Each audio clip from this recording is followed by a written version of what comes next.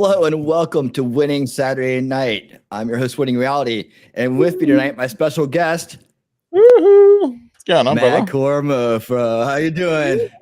What's going on, brother? You know, you got your own special intro music. It's been a while since I've ripping that guitar lead as he does. It's been nearly like I think 10 days. Oh man, a little frozen there, but I'm guessing you'll pop back out of it any second here. Am I coming through? The biodome in Ohio is not a bit spotty tonight. Yeah, well, but you have a nice smile on your face, man. That's a great smile. My computer is encoding some shit, so there's a lot of resources going on at the moment. It's nearly done. It's at 92%. So I can see the stream on YouTube. Wow. The audio is great. Audio is great. Awesome. Thank you so much, Suzanne. And the picture looks good on YouTube. Yep, it's all good. So how you been, man? How you been? It's okay. We've all learned to love and accept you. We know Australia is just a biodome in Ohio, so yeah. That's okay, man. That's okay with us. Nah, it's not freezing up on the stream, so don't stress. Well, it's kind of like it's probably your end, man, because the stream looks good here. How's it? Hey, everybody in the crowd, how's is Madcore coming through okay? Is it just my end or what's going on? Let me see. I'm looking at it now, and it looks perfect. YouTube side. It looks perfect. There's no freezing up, no nothing. Oh yeah, you look good. That's wild. That's wild. It's been a long since I streamed all that. I haven't shaved, man. Let me see if let me see. This isn't live yet. Yeah, you're looking good on stream, so I'll just pretend like everything's fine on my end. Yeah, it's no stress. It's all good. Audio is good, Susan. The $10 Canadian. Thank you so much. Awesome. Thank you so much, Suzanne, for that. $10 Canadian. Audio is good. Thank you so much. I like your not enough sage for this shit avatar there. That's awesome. Thank you so much. Thank you for everything that you do. Hi, Boomer. How you doing? Welcome. So happy you're here tonight. What am I going to do about not seeing the Madcore the way I should on my end? It's going to be a little distracting. It looks fun on stream. And do you have anything open that's causing it? It could be my end still. My encoding is going to be done in like 2 minutes. So don't stress. When that stops, I reckon it might come good. So because it might be my end just for you. So yeah, I'm having a really hard time understanding you. How about we do? How about we do? We have you come. Have you come back in because I'm not able to. Yeah, all right. I'll drop out and I'll come back in. All right. All right, there we go. Yeah, it was weird. Like he was frozen on my end. And he was coming in very spotty. So I hope that when he comes back in, everything is good to go. Because we got a good show for you tonight. We're going to be reviewing the Titan Submersible. Madcore's been on top of that with a lot of information. We have some good stuff to watch on that. If you haven't gotten some of the details, some of the latest details, we'll have those for you. And then we're going to do what we've been doing this week. We've been doing the Far Cry 5 stuff, and we're going to do that on Rumble, but that's going to be a while down the road towards the end of the show. Hey, Alan Wash, how you doing? Great to see you. Thank you for being here. I appreciate it. He looks great on our end. Okay. Oh, man, it doesn't make any sense because I'm not getting any kind of bars on my end. Usually you see like this, but I tell you what, while he's doing that, I'll let you we'll do a little rundown of this week on Winning Reality, and we'll talk about what's coming up next week. This week we had a really great week. We didn't do an unveiling reality show, but we did do a repairing history show, and I thought that was really one of the most important ones. And I just want to stress to everybody, if you didn't see it and you're interested in the topic, it's very, very, very enlightening. It connects a lot of dots. It was actually a lot more powerful than I realized when I watched it the first time. I guess kind of going with what we had talked about on Unveiling Reality the previous week, It really, really, really did a great job. Okay, here he comes. Ready? We'll do it again. Ladies and gentlemen, Madcore Mofo of the Madcore Show. Better? Looking good there, buddy. Is that better? Definitely. Yeah, so the little slow motion, but much better. Yeah, that's the shitty cam. But the encoding has stopped, so let's do it again. It should be good now. The audio should be good. Everything should be good. The resources have stopped stressing. Somewhere. Yes, it should be good now. I think I might just have too many windows open. Maybe on mine. I'm going to close them. Is it still doing stuff out here? On your end? It's gone, Alan. I haven't seen you for a while, brother. Yeah, I'm just closing down. I got 1,000 tabs open, so I'm just making sure I got those down. All right, let's close that too. All right, and we should be good. I hope so. We'll have to figure this out. Yeah, you're kind of stuck on my end again. I don't know what it is, but we'll go ahead and just I'm streaming. Roll with it. Everybody says you're good on there. Open? Wait, so do you have OBS open?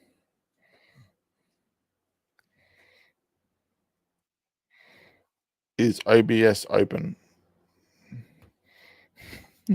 Oh man, it's always with the fire putting outing. It's the way it goes, man. That's the business. Alan saying audio and picture is fine. So it's your computer, man. Chuck in the bin. How about if I just run the show? Okay, hold on. So we'll do the share screen.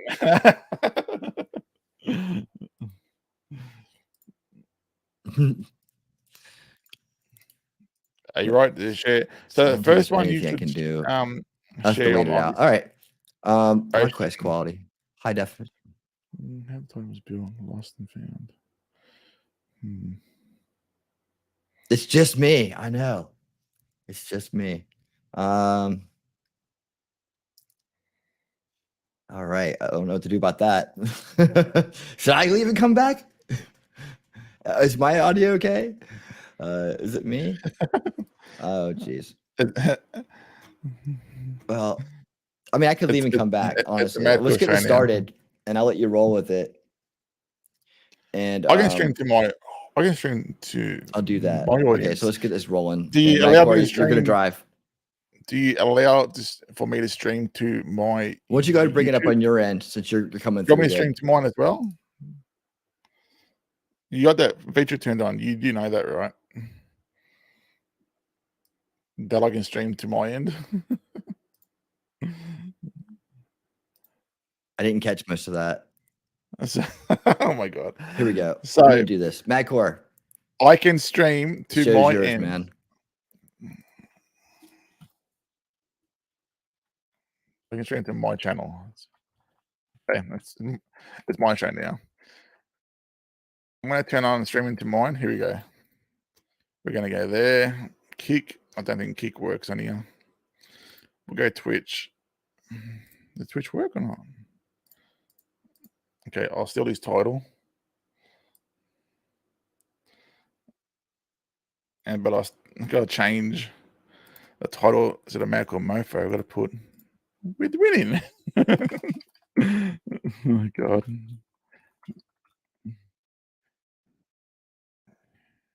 Reality. Reality. All right. Extreme. Titan sub. All right. I'm going to go live on YouTube only. Stuff it. Okay. My show now. Winning's audio is fine as well. Okay. I should be live on my channel. Right. Let's have a look. That's good, dude. Yeah. That's all I needed to do. So you're fixed? Yeah, I'm fixed. Awesome. Perfect. All right. Thank you guys for sticking with that. Yeah. Thank you so much, Alan, for everybody that's helping out in the crowd. I really appreciate it. So, yep, I know. Okay. So here we go. Pull this. And like I was saying, next week I'm hoping to have some guests on. I'll have this person named Not Scott, who was in the documentary What is a Woman for next Saturday night. And for hopefully for Thursday night, Gary Lamb. Gary Lamb is a really, really interesting dude, and what I consider part of the role model leadership in the Black community. And I really want to have him on to discuss solutions for the division that's going on in this country, and just really get into that topic, because I have a lot to say on that topic that I haven't ever brought fully forward on this channel before. So this is the opportunity I've been looking for to do it.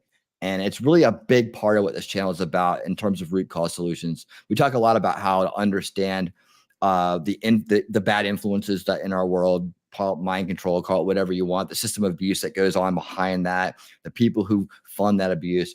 We talk about these things. But the other part of that, and that's controlling language and controlling your mind through language and trauma. But the other part of that is the division that's going on, because division enables corruption, because we cannot come together to fight against it. We're too busy fighting each other. That's why it's important, and it's going to be a big part of what we do. So anyways, thank you so much for being here. And oh yeah, and also a UFO stream coming up, definitely. I was on Aussie Overlaws today. Thanks, so I popped in for that. I talked to a Cape Crusader. Talked to a guy, Captain Have Fun. I met Captain Have Fun today. And before you left, I was saying, you've got the feature turned on that whoever is your guest, they can stream to their channel as well, right? I do? Okay, yeah. So because it wasn't working on your end, I started streaming to my end. Okay. Well, everybody just, hey, how you doing, everybody over there? There's no one there anyway. It's the same people that are here. So it's all right. That's good. Okay. That works. Yeah, Hayden did do a great job. That's the first time I've gotten to be on with Hayden, even though it's Madcore here was in his band, and in the feature length series, LawTube is getting weird. Yeah, they did a great job. They played some NXS and some Coldplay, man. You heard Madcore's ripping lead as we came in here, so it was quite a great little adventure. But it was great to be on with him, and I also talked to the other guy. It's Pineapple. I just joined his Discord. What's his first name? Let's see. It's Kaiser Pineapple. Yeah, he does UFO stuff. So I'm trying to, guys, I'm gonna go ahead and blow this a little bit, but I'm trying to get Sheila Aliens to come on with me. But we haven't heard back from her. She's busy. So hopefully she'll decide to join me and we can actually go through that. That's someone that I used to watch 10 years ago or more. Yeah. Yeah. So like back in the day when I was actually going through and debunking a lot of that. How old is she now? I don't know. I'm not gonna say. I'm not gonna say she still looks good. That's all I can say. But I'm not gonna but when I was debunking the whole UFO stuff, or a lot of the stuff that was out there at the time, I'm not saying it's all bunk, but I'm saying this stuff that was badly influenced people. Huh? A UFO stream would be pretty good. What do you mean by debunking? Do you believe that there's UFOs there? Well, I mean, a UFO is just an unidentified flying object, but it's the alien tie-in, and it's all the stuff that goes with the alien tie-in. Do you believe there is alien beings that have visited this world? There you go. I do not. I'm not convinced that that's happened. And I think, so I'm always highly suspicious and skeptical of anything that comes across talking about that. Here's the thing, is I'm using logic here when I'm talking about aliens and UFOs, right? Like, I don't think that any beings are going to come here just to prance around the sky and do funny little things with their UFOs, right? That's stupid. It doesn't make any logical sense. It's exactly what I think. Why would they travel light years and bend the fabric of time and space, however they are flying through the freaking space, right? Yeah. Come to this measly this planet and then crash land or fly around in the sky, then disappear. Like, it makes no sense, man. Like, it just right.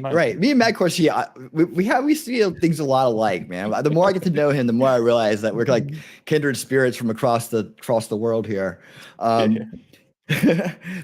yeah, that and the whole alien thing too. It's just like everything's so Hollywood in these explanations when it comes to, they come down like this guy recently, right? Who actually we can show this. Should I stay up for the other stream? I mean, this guy comes out, right, and he says there's 10-foot aliens in his backyard. He gets a bunch of attention. Yeah. Okay. Then he launches a YouTube channel called what area 51 something or another. I know Like, it makes like, what would you even do that? It makes it's just stupid. And for starters, why wouldn't you have your phone on you? All right, but it sounded like they had plenty of time to get the phone. yeah. Then because he was on the phone to the friggin' the cops, like they were in the backyard at the time. Like, what the hell? Like, oh Jesus Christ. Well, yeah, that and where's the impact crater? Yeah. We all heard it. You know, no impact crater. Did you hear the recent update that the police there, the local police, have put up 24-hour surveillance on the backyard? Why? Why? They're going to come back, are they? Visit that same spot? Right? Oh my God. Yeah, it's not about whether we're crash landed and then they repaired the vehicle and they took off again. Like, what? Yeah, I mean, I would think that there's some life somewhere out there in this universe. It's really big and vast, and I don't see why not. Right? I'm not going to go against logic and say that. Yeah, we're the only things here. Susan, but I totally. Okay, so let me just rephrase what the alien and super being. So I don't think they've been here, but I 100% think there's definitely other life out there. The universe is too big and too many planets and worlds do not have some sort of alien life. 100%, we are not the only ones in the universe. There you go. Just so I want to clear that up. Yeah. Exactly. And I think I honestly today, as of today, I really think that our AIs will meet before we do. Yeah. You know, that'll be interesting, right? Because it's easier to send an AI or something like that into space and out somewhere programmed to meet a new race and give a greeting, if you will, and directions or whatever, check them out and decide whether they should come and visit us or not. I'd rather do that. I'd rather do that than send the Borg here or something, you know? Exactly. So talking about this, talking about the space and everything. So we'll get into this Titan sub now. So space and the depth of the ocean, they're nearly the same thing. They're like the same thing when it comes to stuff exploding and stuff imploding and exploding. Sort of the same. In space, everything blows outwards, I guess. Okay, because it's nothing out there. If something it blows up in space, it blows out. Okay. In the bottom of the ocean, deep, it blows inwards because of the water all around you and on top. All right, so it's sort of the same thing, but just the other way around. So, when I heard that this Titan sub disappeared after an hour and 45, I mean, I knew straight away there's no hope. You know, they had nothing. They had no. I was surprised they had no beacon on there, like location beacon or anything. Like it's a $800 German part. guy. Yeah, the German guy I saw interviewed that had gone down on this. He had gone down on this. This guy's had quite a life, by the way. He has a ticket already to go on to outer space, but he don't know what he's going to use it or not. But he had gone down on this thing before and survived it, right? And he was saying that they didn't have a beacon or anything on it because it didn't work that deep. So they were using sonar pings from the mothership, if you will, to keep a location on it. And then apparently they turned off the Wi-Fi or some shit to get that communicates back to the ship, because they were getting annoyed from always receiving these text updates, because everything was getting received by a text from the main ship to the Titan. It was always getting a location update via text, and they got sick of always getting the notification, so they always turned it off. Idiots, man, absolute fools. Yeah. Anyway, this came out. This video that you're going to watch now, this came out like in the last 12 hours, I think.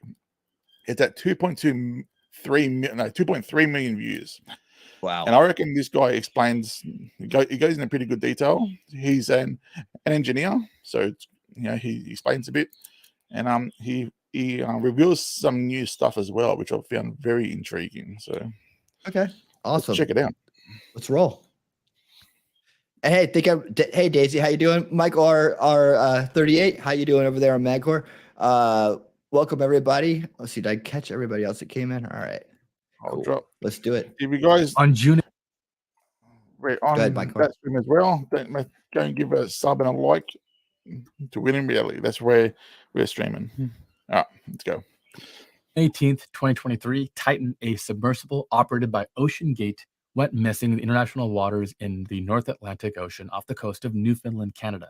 The submersible was on a tourist expedition to view the wreckage of the RMS Titanic with 5 individuals on board, including the founder and CEO of OceanGate, Stockton Rush. Due to the estimated 3 days of oxygen supply, there was a huge rescue effort by the US Coast Guard and Canada's Coast Guard, which was unsuccessful until early on June 22nd, when evidence of the wreckage of the vessel started to emerge, leading to the tragic conclusion that the vessel imploded in the ocean depths and there were no survivors. As an engineer, I'm furious about what happened and the different shortcuts that were taken. We'll go through all of that today. So let's try to figure out exactly what happened and what we can learn from this. I'm Ricky, and this is 2-Bit Da Vinci.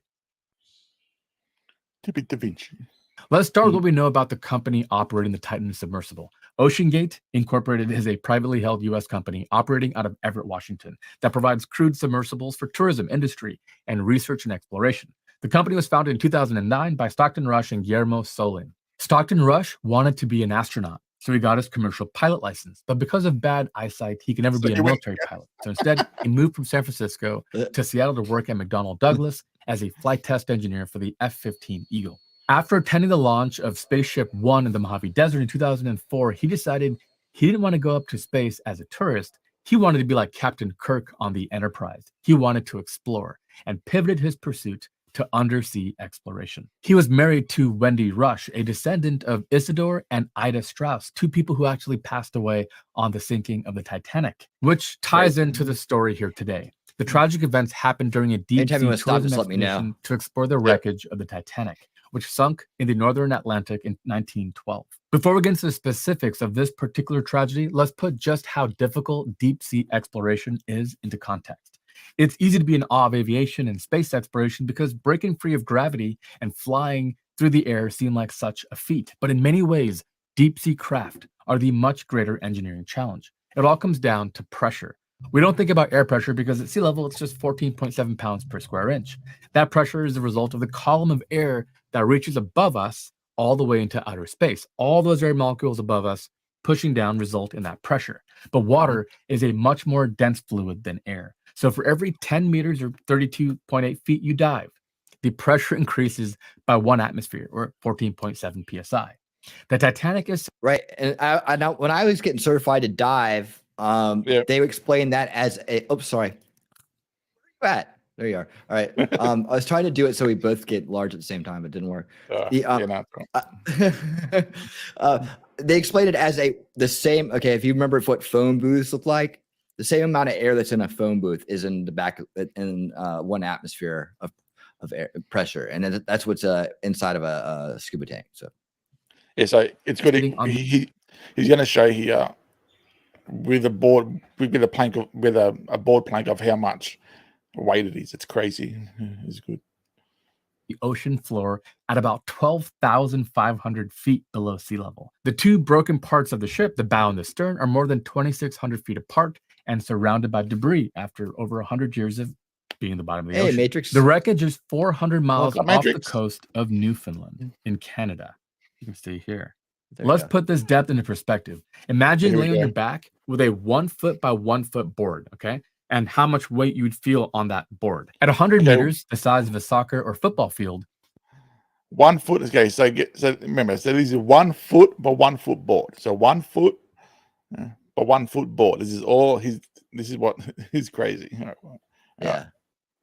We have the pressure of 10 atmospheres or 145 psi, which means on that 1 by 1 foot board, we would feel the weight of 20,880 pounds. That is 4.7 Tesla Model Ys. At 381 meters, 1,250 feet, we have the height of the Empire State Building in New York City. At this depth, we would feel 37.4 atmospheres of pressure, and that 1 by 1 foot board would feel the weight of 80,000 pounds. At 490 meters, we have the max dive depth of the C class of U.S. Navy submarine. Here, we'd feel 48.5 atmospheres of pressure. That 1 by 1 foot board would feel the weight of 94,800 pounds. At 828 meters, we have the height of the Burj Khalifa. Here, we'd feel 82 atmospheres. That weight on the board would be 173,520 pounds. Now, this is around the same depth as the deepest diving submarine in operation today, the Oscar-class submarine in the Russian Navy. At 30. Okay, so the deepest diving sub at the moment can go around 800 meters, all right, below sea level. All right, that's 2,700 feet. All right, that's the deepest submarine. And these people are building something out of fiberglass and off-the-shelf parts that can get down to 4,000 feet. Like, just keep going. Just comprehend the depth so far. It's just insane. Daisy, what are you talking about? I don't even know what that is. Diaper Dan. Oh, Diaper Dan. I know Diaper Dan. Who's that? I have no idea who that is. Search it. Drinking some of that firewater tonight. 3,800 meters sits the wreckage of the Titanic. Here, the pressures are 376 atmospheres. That 1 by 1 foot board on our chest would have the weight of 797,000 pounds. The OceanGate Titan was rated for a mass dive depth of about 4,000 meters. Now, that might sound insane, but actually, it's not even the record for the deepest human beings have been. James honor goes to James Cameron. And the Deep Sea Challenger built in Australia in 2012. Yeah, the Deep Sea Challenger. Australian made, baby, all right? All right, the deepest thing that went to the deepest part of the ocean, all right, made in Australia, all right? Yeah, take that. Made in Australia, baby. And James Cameron was inside it.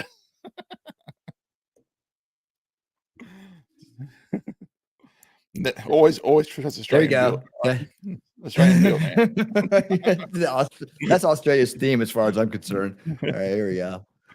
Reached the deepest part of the Mariana Trench in the Pacific Ocean, the deepest point on Earth, at a mind-boggling 11,000 meters or 36,000 feet.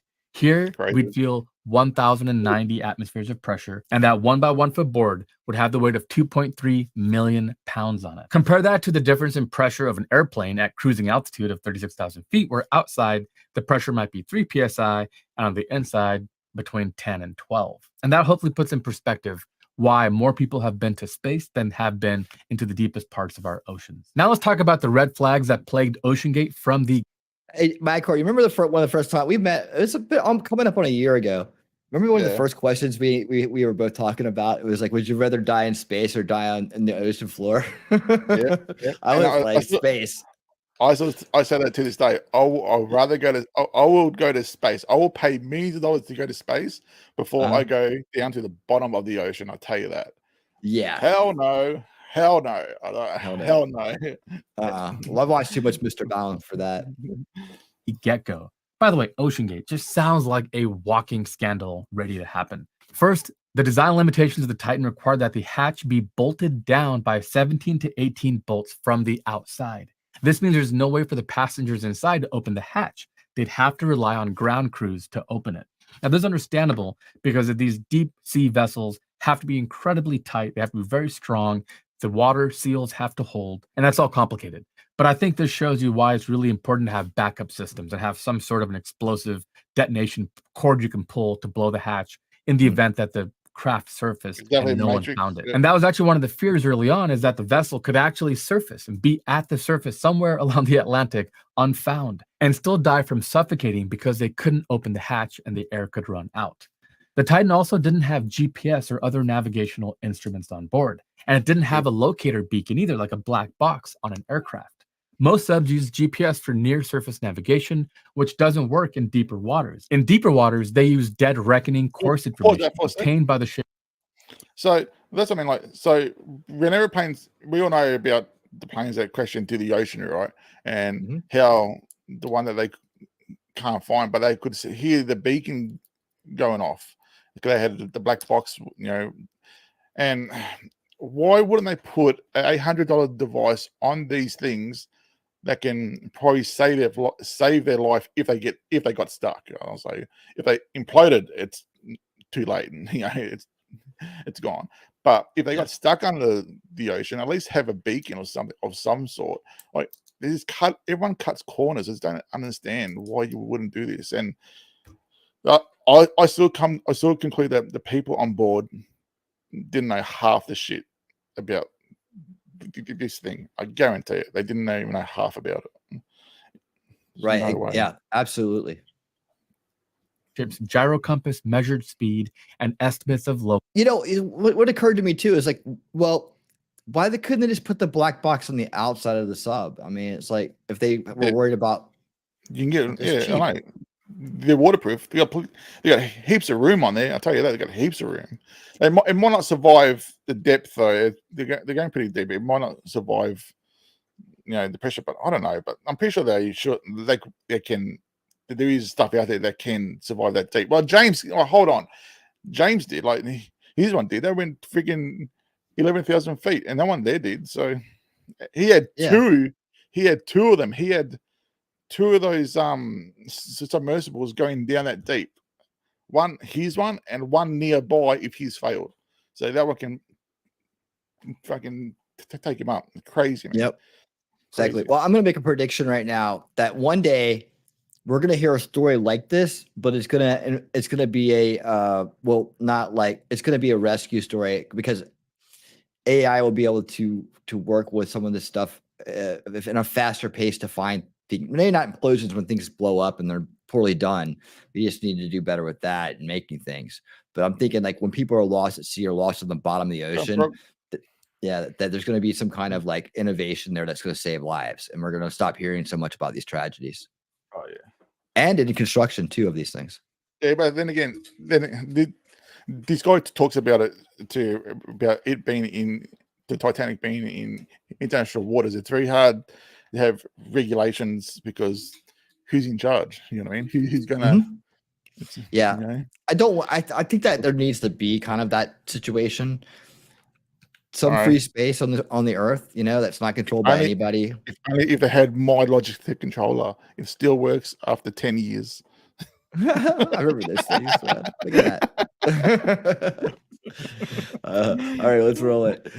Let's see. Oh wait, okay, yeah, let's roll it. Local ocean currents. They also rely on inertial navigation systems, which is an estimated position source utilizing acceleration, deceleration, pitch, and roll from the computers. Boomer, thank you so much for the data. gifting the membership. In contrast, beautifully inappropriate. Welcome to the winner's circle. Data provided by the surface support vessel. In 2019, OceanGate published a blog post explaining why the Titan was not certified by any ship authority, which is a huge red flag. OceanGate stated, the vast majority of marine and aviation accidents are actually a result of operator error, not mechanical failure, and argued that classification focused solely on the physical state of the vessel and not the corporate actions, which are characterized as a constant committed effort and a focused corporate culture of maintaining high-level operational safety. That sounds like absolute bullshit to me. I'm sorry. Journalist David Progue, who rode on the Titan to view the Titanic in 2022, noted during his expedition, the surface support vessel lost track of the Titan for about 4 to 5 hours and mentioned that adding a locator beacon was actually discussed during this event. They could still send short text to the sub, but they had no idea where it was. It was quiet and very tense, he says, and they shut off the ship's internet to keep us from tweeting. Oh my God, that is terrifying. And they've already known that this could happen. The craft was also controlled by a video game controller, which sounds like some cool Silicon Valley way of thinking, beanbag chairs and break rooms, but it's downright stupid. Military spec products go through incredible rigorous testing, making them safe in all operating environments. For example, as expensive as Apple's Vision Pro headset is at $3,500, it is downright cheap compared to the $400,000 that it costs to get a helmet for the F-35 fighter jet. And the reason why, well, lower volumes, of course, but also because they have to go through unbelievable vibration testings to make sure the wells will all hold up, make sure that the higher levels of radiation at 40 to 50,000 feet won't do any damage long-term, and to make sure absolute reliability. Now let's talk about how we got to the Titan. OceanGate started by purchasing Antipodes, which is a submersible back in 2012, which was their first test bed for testing and learning about this entire endeavor. Next, they built Cyclops 1, which is in collaboration with University of Washington's Applied Physics Laboratory. And this was a deeper sea vessel capable of reaching a max depth of 500 meters. Still nowhere near deep enough for the Titanic, but this was their next step and their next iteration. In the early design, the hull was made. Matrix. You got to thank Mr. Winning Reality for this. I'm only streaming it to mine because he had problems at the start. I thought he was going to go down. Yeah, so we got 10 people over there and 8 over here. Yeah, 18 all up. Nice. Thank you, everybody, for being here tonight. I'm happy we're all together.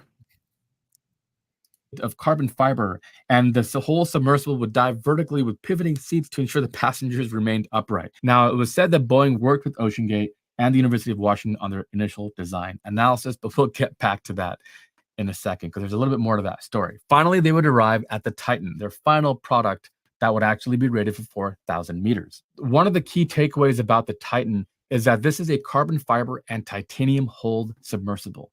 Now, this is really exotic in the world of materials. We've been using high-strength steel and aluminum for a long time, and we have data, engineering data on how they fail and what to look for and test methodologies. But carbon fiber is still quite exotic. In fact, any car you've ever driven probably doesn't have much carbon fiber in it.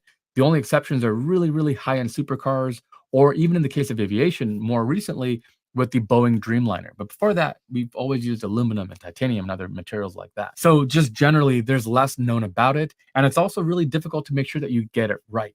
OceanGate signed a contract with Spencer Composites in January 2017 for the carbon composite cylinder. This was the same company that built the composite pressure hull for the single-person deep flight Challenger for Steve Fossett. After Fossett passed away, Deep Flight Challenger was acquired by Richard Branson's Virgin Oceanic, which had announced plans to conduct a series of 5 dives to the deepest points of the ocean. But Deep Flight refused to endorse the plan as the craft had been designed to dive only once. This is important. We'll get back to this in a second. In a statement, they say a lot of these deep dive things are certified for a certain amount of times. All right. So keep that in mind too, what's going to be popping up. They said the problem is the strength of the Deep Flight Challenger does decrease after each dive. It's strongest on the first dive, said Adam Wright, the firm's president. It was designed to set the record, dive to the deeps, and then be retired as an exhibit in the Smithsonian. This is a really crucial part because sometimes in engineering, what it comes down to is the operational lifetime and understanding it. And this might have been at play here. And by the way, I tried to go to oceangate.com to get a little bit more information, and I noticed that their site was taken down on June 22nd. See that? So after the disappearance of the Titan in 2023, the University of Washington stated that APL, their applied physics lab. So OceanGate's site has been taken down now. They've taken it. I'm not sure if they've been DDoS attacked or what, or that's under too much load. But apparently it's down now. So the OceanGate site's down. Well, is it still around now? Now that the CEO's gone, like who's in charge? We're not in charge, right? No, it ain't mine. Like I was getting ready to quit anyways. Fuck. Who's in charge here? We don't know. Had no involvement in design, engineering, or testing of the Titan submersible. A Boeing spokesperson also said that Boeing was not a part. So, Jared, so how many dives did the submersible survive to the Titanic? So, the one that imploded with the 5 souls on board, already dove, I think, 3 or 4 times. All right. The first time it went down to the 4,000 feet. And so every time this thing went down, it gets weaker because of the carbon fiber shell, the hull. It gets weaker every time it dives. So this was a time bomb waiting to go off, no matter what. And I don't know why they use fiberglass. Like it's already been down 3 or 4 times. So the next time, it was a matter of time, it was going to go, no matter what. It was doomed. 3 times. There you go. Thanks. Thanks, man. So 3 times it's been down, and every time it goes down, it's less and less. It can't take the pressure. So every time, it should not be going down to the same depth every time. Biggest mistake. Oh, yeah. It was doomed, no matter what. Amateur hour. Partner on the Titan and did not design or build it. A NASA spokesperson said that NASA's Marshall Space Flight Center had a Space Act agreement with OceanGate, but did not conduct testing and manufacturing via its workforce or facilities. Basically, all of these partnerships that they had are now being revealed that they were not really partnerships. This is a classic example of a company trying to get credibility by partnering with NASA. How good does that sound? But what exactly they did with NASA isn't really well understood. It could have just been as simple as, hey, can we rent out a little bit of space over in this corner of your facility? This is probably the most infuriating for me as an engineer. David Lockridge, the OceanGate Director of Marine Operations, filed a quality control report in January 2018, stating that no non-destructive testing, or NDI, of the carbon fiber hull had taken place to check for voids or delaminations in the carbon fiber layup that could compromise the hull's strength. NDI, non-destructive investigation, NDT, non-destructive testing, is a way of checking something to make sure that it's safe without actually breaking it apart. Because the best way to check if something is safe is to cut it in half, break it, and go, yep, it's safe. But of course, you've destroyed the product. So NDT is something that engineers lean on all the time to make sure things are safe. And in the world of carbon fiber, it's that much more difficult because carbon fiber doesn't bend or yield or get. So that's the whole thing. Like, you know, if they had to do that, if they had to do these tests for carbon fiber, it will cost a fortune. They could not charge $250,000 per person. They'll be charging millions of dollars a person because they have to build a vehicle every time nearly. You know what I mean? Because this carbon fiber just gets weaker every time you use it. So grooves and cracks the way other materials do. It requires a lot of information and insight. Lockridge was told that OceanGate would rely on the real-time acoustic monitoring system, which he felt would not warn the crew of potential failure with sufficient time to safely abort the mission and evacuate. The day after he filed his report, he was summoned to a meeting in which he was told the acrylic window that you look out of was only rated for 1,300 meters because OceanGate would not fund the design of a window rated for 4,000 meters. In that meeting, he reiterated his concerns and added that he would refuse to allow crew testing without a hull scan. Lockridge was dismissed from his position as a result. OceanGate filed a lawsuit against Lockridge that June, accusing him of improperly sharing proprietary trade secrets and fraudulently manufacturing a reason to get rid of him. The suit was settled in November 2018. I'm sure it was all sealed off and we'll never know exactly what was agreed upon, but that is absolutely terrifying. During a human piloted descent on December 10th, 2018, Stockton Rush used the vertical thrusters to overcome unexpected positive buoyancy when descending past 10,000 feet. These submersibles are like a balloon with air inside, right? So it's hard for them to dive. And so they have different ways and ballast systems to be able to accomplish that. But for whatever reason, around 10,000 feet, he had to use vertical thrusters to continue his descent. And when this happened, it caused interference with the communication systems between spinning propellers, the disturbance in the wake of the water coming off those propellers and everything else. They lost contact for 1 hour. Now, Rush was thrilled to call himself the second person to solo dive to 13,000 feet after James Cameron. But if that was me, I would be terrified. I would come back and figure out what on earth happened with the comms and what can we do? Can we change the frequency? Can we have a backup system? Can we have a tether? Whatever has to happen to never let that happen again. And we know it happened again because of that report from the reporter. After these tests were completed in January 2020, the hull of the Titan began showing signs of cyclical fatigue, and the craft was derated to 3,000 meters. Now, the hull was repaired and again rated again for 4,000 meters of diving depth. But by who? And was everything done properly? It's impossible to know. I have this interesting here. Yep. I have a mate that worked at HMS Garnet near me. He worked with the rescue helicopter. He told me that every time that a chopper goes out, when it comes back, they have to check over 1 million nuts and bolts. That's how you do it. That's how you do it. And apparently, this sub, they didn't do, they like even a basic freaking X-ray, you know, something. Not.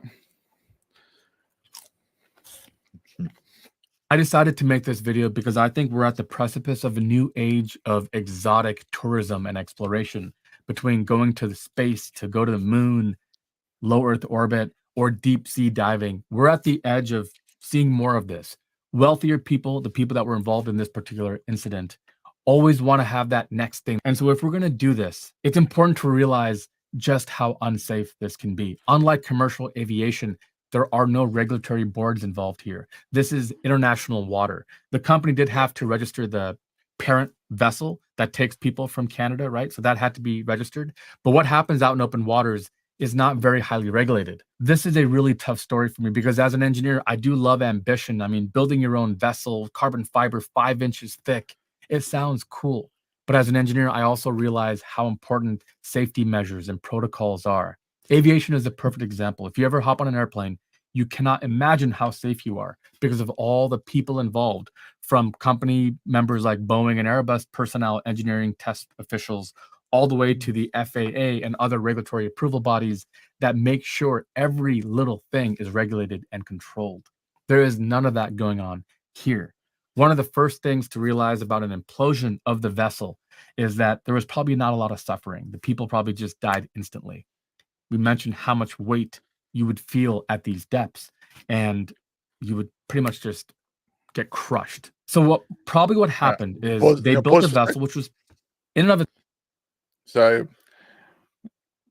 every time I hear this, like the thing comes, the part in the Simpsons comes to my head is when Nelson is in class and he's describing the cans on tomato paste. You know, I always think of that scene, and that's how you make tomato paste. Oh, ouch. All right. It's sad, but Itself pretty impressive. Yep. The carbon fiber layup, the composite structure, titanium. This was an exotic craft, and it had a viewing window to go see the Titanic. These are things that human beings could not do before. But the problem is every craft, every vessel, every engineering device has an operational lifetime. Now, the way engineers do this is by testing something and figuring out how many cycles can we hit this with before problems start to emerge. And then they add a safety factor. For example, your car will work almost forever. There's no pressure involved. It's just atmospheric pressures at sea level, right? Now, if it rusts and things, that could change the equation. But your car is fine. How about aircraft? Aircraft are pressurized and depressurized, pressurized, depressurized, right?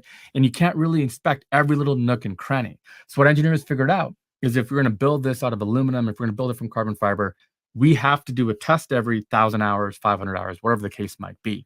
A complete overhaul where they tear down the wall panels and inspect, and they'll actually get out and check for any cracks and other impurities and imperfections, because any crack or any little divot can be a stress concentration point where it'll start to impound and fail. Then finally, they'll say at this many hours, 20,000 flat hours, whatever the number might be, the aircraft is retired. That doesn't mean it's going to fall apart, but we know we tested it for millions of hours and nothing bad will happen in this window. And that is the operational window. Odds are a plane could probably fly for thousands of more flights after that, but we don't want to do that. That is the operational lifetime. What was the operational lifetime of the Titan? Was it ever established?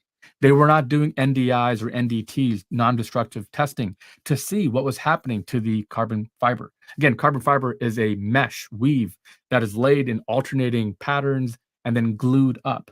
It is incredibly strong and incredibly impressive as an engineering material, but it's equally not as well studied. We have 100 years of history and experience with high strength steel and aluminum and other materials, but this is a new frontier. And that's why this is so important to cover. New frontiers are exciting. They're sexy. They're glamorous, right? Air travel. We're on the brink of space tourism where rich people can buy a ticket to go up and tour around the moon, have a nice little catered lunch, and come home. Whenever we have new frontiers, we have unknowns. That's what makes it a frontier. There's not a playbook. And when you have to build vessels able to withstand the pressures of the ocean's deep, deep waters, there's a lot that is unknown. And that's why we don't have commercial versions of this. I think this vessel just had some sort of a crumple or some defect or deformation. Something was happening over a couple of cycles. I mean, they did successfully go down and come back three times, and that fourth time they crumpled. Honestly, I don't think any vessel that goes to the one thing that the reason why it was such a low number is they had almost a year of not being able to launch. Yeah, because the water and shit and the conditions apparently. Yeah, there was just weather issues and stuff like that. So a lot of people dodged the bullet there. And what happens though on those trips too, like people pay the cash, and if they go down and don't say anything or it's all murky and shit, they get offered to go down again the following year. Like, you know what I mean? It's just insane. Like, how do you make cash on this shit? It's just nuts, man. It's just stupid.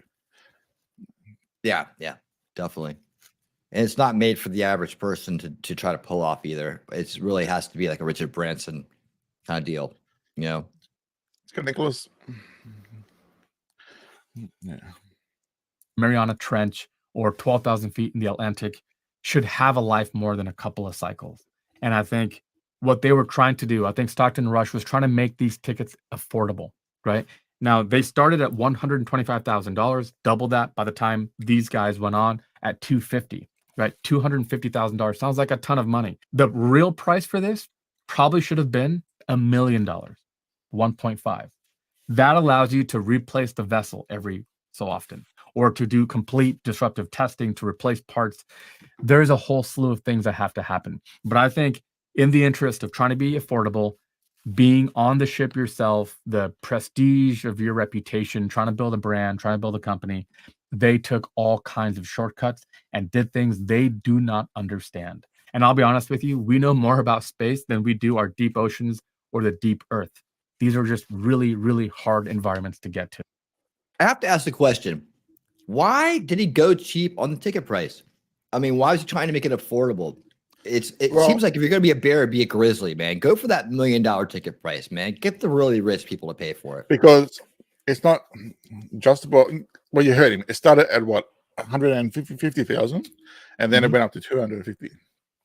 So probably in that time frame, they probably did some upgrades on it, and that's why they charged it, and they charged more. Yeah. But if people are going to pay $1 million, then you do expect to have a new vehicle every time. Like shit. I mean, you can throw in some bells and whistles on that too. You know, a little bit of caviar, some, drinks or something. I don't know. Have a party afterwards with a good band. Hold on. So that price includes, you go there 9 days beforehand. You go the crew. They party up for like 9 days. They hang out. They learn about it. So they're there for over a week before they even go down, having fun and partying up, like bunch of rich pricks. So I mean, there's enough people in the world that'll pay that. It's a whole experience, But the ones that went on there, they're millionaires anyway. So. Yeah, it makes it more exclusive too. It makes it more a higher value, I guess. I don't know, kind of weird. But they're trying to drop the price down so more people use it. Like, all right, this one's just about done. We'll wrap it up here. Let's see. This is tragic. I was an optimist. I was hoping that we would find them somewhere and that this would all kind of be a learning lesson without loss of life. It didn't work out that way. But in engineering, we have to always learn from our mistakes. If you're a believer in freedom and these people took the risk, they knew what they were doing, I do agree with that. I'm a believer of freedom and taking your own risk or taking your own choices. But did they fully understand what this vessel was? Was it fully known? Were the risks really well known to them? Probably not. So those are things that we can try to improve upon. And maybe the next time somebody comes up with this idea to do deep ocean exploration, there's better methodology in place. And I would imagine it's going to get much more expensive. All right. That is a look. If you thought this. Amen. I guarantee the people on board knew nothing about the dangers of carbon fiber whatsoever, about how it goes down to the depth. It gets, it can't survive the depths every time it goes down. There's no way they would have known. All right, no way. Yeah, so that's why the CEO would have jumped on. Oh, it's all right, it's safe. If he's going on, we'll definitely go. Fuck. Yeah, no doubt. And they also they're kind of used to things just working for them, right? They're used to things kind of like people getting it done for them, so they're not putting too much thought in the fact that exactly Matrix. Yeah. That the people that aren't doing their due diligence because they're paying for it, right? Yeah. So in their mind, just like every day, something's getting taken care of for them by an expert, and they just can afford to have it done. So we have That's but yeah. oh, there you are. So this other one I have not watched, so I don't know what it's like. Okay. I just seen it, and this guy's it's called Ocean Lion Design, so I assume he knows a bit about him, about this sort of stuff. Hey, he looks like he might. Let's just bring him on up here. He has a tie. Yep, look at him. He's very well dressed. He has books. You see here he reads, so that means he's smart. I trust this guy. There we go. I'll buy a car from him. Brady from Ocean Lion Designs, coming to you from the tail end of what has been a fairly. What do you say? Ladies and gentlemen, it's your friend Mike Brady from Ocean Lion Designs. Oh, dude, I always wonder what happened to Mike Brady Mike Brady. Coming to you from the tail end of what has been a fairly difficult and confronting week for people interested in maritime history and the maritime world as a whole. This week, we had two pretty shocking pieces of news. The first was that a vessel off of Greece had capsized, carrying hundreds of people on board with hundreds of lives. Oh, hold on. Wait, Dang. What? Dang. God damn. That looks like a refugee ship. What about this news? And they're only about five people, but a bunch of rich pricks. What about all these people? God damn it. I mean, who wants to go on that boat ride? I mean, who wants to go on this? You and your friends could be in a packed crowd on a boat in the sea. What a great time. You couldn't even get to the bathroom. We can make it to, imagine that. The shit just on the ground. Right? You can't even go get a drink. Good Lord, man. Jesus. God. That's a fun. I mean, everybody lean to the left. And it's a long time on there too. A long time. Man. Wow. Days and now, days. Greece has these Mediterranean festivals called Flying Cats and Flying Dolphins. This definitely isn't one of them. And I've been on those before. I've been to Greece and I've hit the islands and stuff. And those things are fun to be on. You can get yourself some iced coffee. You can hang out. You can move around. That's mayhem. That looks like spring break gone wrong. Loss. The second piece of news was that, of course, the OceanGate submersible vessel Titan had disappeared. It's obviously impossible not to compare the scope and tragedy of the two disasters, and there's been a lot of talk about that on the internet. The purpose of this video is to look at some of the techniques involved in locating the wreck of Titan. Go on, Brady. And there's been a few more developments actually since I wrote the points for the script of this video. So at certain points I'll be going off script to explain. But I thought you might be interested in some of the techniques and some of the technologies involved in actually locating the wreck, because this week there's been a lot of words being thrown around: sonar, radar, sono boys, you know, that kind of thing. So I thought I'd explain some of it for you and just look at the technical aspects. We're not going to be going into a lot of conjecture because, as always, the internet has been full of conjecture and misinformation. Of course. Okay, so hey, Madcore, I think I might just start streaming Winning Saturday Night to your channel. we got 5 on mine and 14 over there, 14, 15, 16 over there. You guys, lots of new friends tonight, and I want to definitely want this to be a good thing for Madcore's channel. Come over, definitely stop by and say hi to me. If everyone moves over to his, the link's in chat.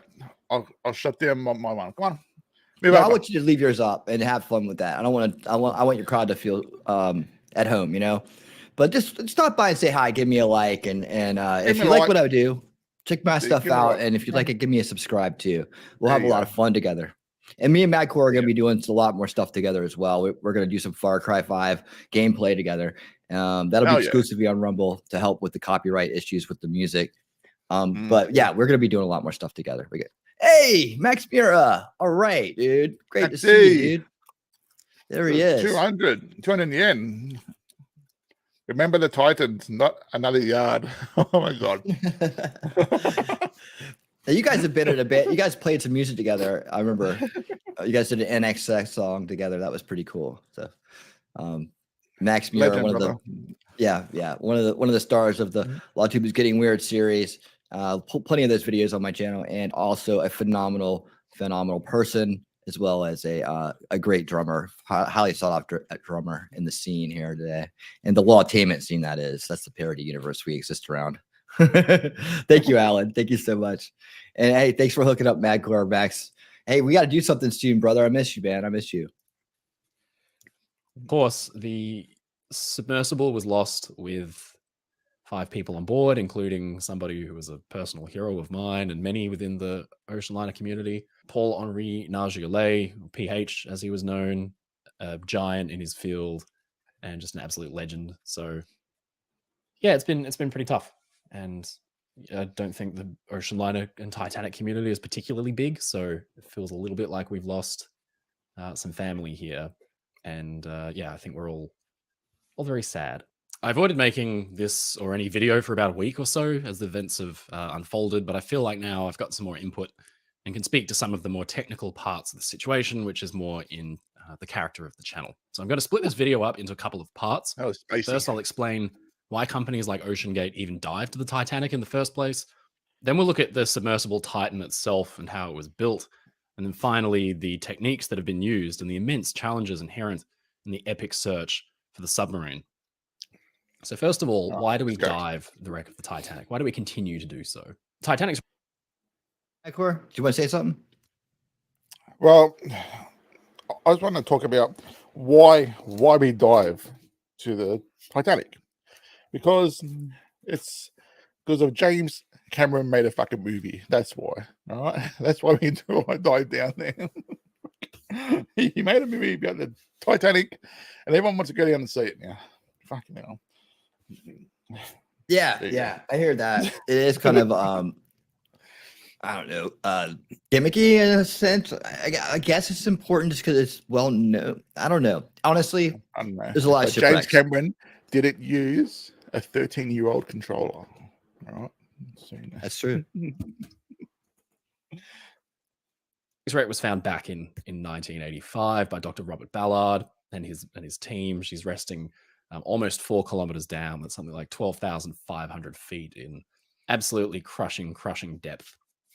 And since then, there have been dozens of dives out to the wreck of Titanic in all different kinds of submersibles, the most famous probably being Alvin, owned by the US Navy and operated by Woods Hole Oceanographic Institute.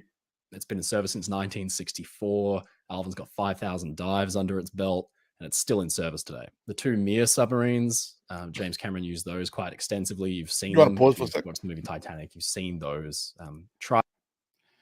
So Jared said, why do people travel to space? So he's asking the same question as why do people go to the Titanic? Why do people go to space?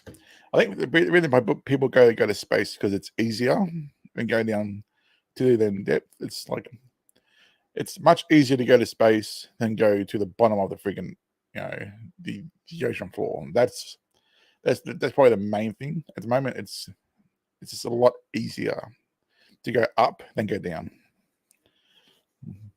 Well, plus we've all grown up seeing space, through the movies. Whether movies, it's like they've been going to space for how many years? They're launching satellites like every month, like every few months. Satellites are going up, and now there's Starlink going up like friggin' 5 times a month now. Like it's just easier to go to. It's just easier now to go to space. Without space, I tell you what, if we couldn't get to space, there's no way we could be doing this right now. We wouldn't be streaming. We wouldn't be doing anything. Yeah, it's the truth. And I honestly, as wild as it sounds about going into space, I think that it's going to get easier for everybody to go to space, especially again with the advancements of AI. I have a show called Tech Reality Tuesday that's on at 10 p.m. Eastern every Tuesday. Awesome show. And that's with Space Power Monkey, who's a 10-year plus AI professional. So he's one of the honestly, you can come and ask an AI expert anything on that show. All right. And he can explain it to you better than probably anybody you're going to run into in the street or anywhere else. It's a real treat to have him. And but you know, we talk about this and we talk about how fast this is rapidly approaching. This is going to make all this possible. Like honestly, the safety is going to go up, the life saving is going to go up, the life extension is going to go up, and our ability to do more things. It's going to really be an interesting life coming up here. We're heading, I feel like we're heading into a golden age, even though things look really dark sometimes. And there's a lot of corruption in this world. And there's jerks like this guy who cut corners and do dumb things. I really see that we're going to be evolving past this. And that's part of what my channel is about too, is the solution culture. How can we get the society problems fixed so we can actually enjoy this golden age I think we're going into? Tried and true, brilliant craft, just recently laid up, but could probably still work just fine. You know, just a month ago, we made a video on this channel about the really exciting things that were being done by Magellan and Atlantic Productions in scanning the Titanic wreck and taking photographs of it and turning that into a photogrammetry model. It's cool. So there's still clearly a lot of interest in the Titanic. And I feel like a lot of this is being mischaracterized as some kind of just millionaire's folly, that they're just running tour, you know, they call it the tourist submarine experience, which is just not true. OceanGate is a legitimate scientific research organization. It's privately funded. The CEO was Mr. Stockton Rush, who is in the casualty list, who was lost in the Submersible. The primary stated goal of OceanGate is to examine the Titanic for two reasons. Predominantly for science. So the Titanic wreck is interesting because it rests on the sea floor in what is Matrix. Thank you for the 20. Go send $25 to William, not me. That's it. I'm sending some cash to him now, dude. Matrix, thank you for the 25. I'm sick of lack of regulations and ridiculous. Thank you, Matt, for covering. Thank you, William, for covering this. He's the one that wanted to do the show, but thanks for the 25. I'm going to send $25 to you. Oh man, now as well. You don't have to. That makes you feel awkward. Awkward. Because, you know, I want your channel to do good too, man. You know, I'm in it for the cause. Oh shit. Nah. Well, everyone else he was wrong. No matter the money. Yeah. Like it's like I said, he got it. All these people were so rich anyway. They didn't need to be paid to do it, but they had people that were rich that would pay it. So there you go. Yep. is essentially an underwater desert. It's not flat. There are mountains about as tall as those that we have on the surface here, like Mount Everest, for example. There are basins. Titanic itself rests in kind of like a valley between all these big mountainous ranges underwater. But because it's so deep, there's not a wide variety of life all over the place like you'd see on a coral reef, for example. There's sparse pieces here and there. You kind of have to know what you're looking for. The Titanic, by sheer nature of it being so big, has now turned into something like a bit of an oasis, you know, in this desert. Now there's hundreds and hundreds of species of not only animals like, you know, rat tail fish and things like that, but also microbes that were previously. Max, hilarious. I sexually identity as a Titan. Semen burnt all at once. God, it's so cruel, man. Oh my God. Fuck it up. Unknown to science, and they actually named one after Titanic. It was discovered as late as 2010, and it was called Halomonas titanicae. So we're still learning things about our planet. And the whole point of OceanGate was to use the Titanic as an opportunity to teach the world about things that we didn't know about the oceans. You know, very famously, they say that we know probably more about space than we do about the bottom of the ocean. To fund this venture, OceanGate also allowed for civilians to come along and receive some minimal training as mission specialists and just kind of go down on the dives. But to my knowledge, they weren't running dives purely for tourist reasons, just for people to go and sightsee. These were scientific expeditionary dives. They were capturing data points, and then they would have civilians along to fund it. So we dive the Titanic to learn about the science, to learn about our world, things we don't know, and also to learn about the history. You know, Titanic has been shrouded in mystery and intrigue and total misinformation. So, you know, reviewing it, keeping the historical record straight. OceanGate Thanks has for being got here. us some of the most incredible footage of the Titanic in unbelievable quality that would have been unthinkable, you know, decades ago. That's just, you know, in the last couple of years was front page news. But the actual mission statement of OceanGate was a legitimate scientific one. So that's why we dive the Titanic. The Titanic is kind of like the sugar that sweetens the medicine, as it were. I use it on my channel. If you watch any of my videos, like the one I did the other week about how did they navigate Titanic, well, congratulations, because now you understand how almost every other ship from that era navigated, because Titanic used the same stuff. So you put it in the context of Titanic, people will click, people are interested in it, and people will learn a lot. So let's talk about the submersible Titan. Why is it not a submarine? This is a semantic thing, but a submersible is a vehicle that can submerge, but is predominantly reliant on exterior support. So in the case of Titan, she was not tethered to the mothership, but relied on navigational inputs and things like that. A submarine is almost a completely self-independent vehicle that it wouldn't need exterior support to operate or function correctly. So that's the difference between the two. And that's why Titan is more correctly referred to as a submersible, but of course the terms are being used interchangeably. So I'm not a pedant about using the right terms. So if I alternate between submersible and submarine, please forgive me. The guiding philosophy around Titan's design and construction was simplicity. We've seen the news make a huge deal out of the fact that a simple games controller, a Logitech Bluetooth controller, was used to control the submarine. This doesn't smack of last minute unpreparedness or cheapness. This is almost kind of becoming standard practice. The US Navy, for example, the submarine USS Colorado has employed almost identical controllers for operating the sub's weapons, some of the weapon systems, to operate the photonic masts, which essentially replace the periscope in a submarine. So it's easy, it's intuitive, and it's simple, and it is tried and true. You know, these are OEM parts. They are off the shelf, but they're off the shelf because they are tried and true, and you can use them. Now, how was Titan built, and what made it unique? Well, recently, many experts have come forward claiming that they were concerned about the way the submersible was designed and constructed. So let's look at why and how Titan was a departure from traditional deep sea submersible design.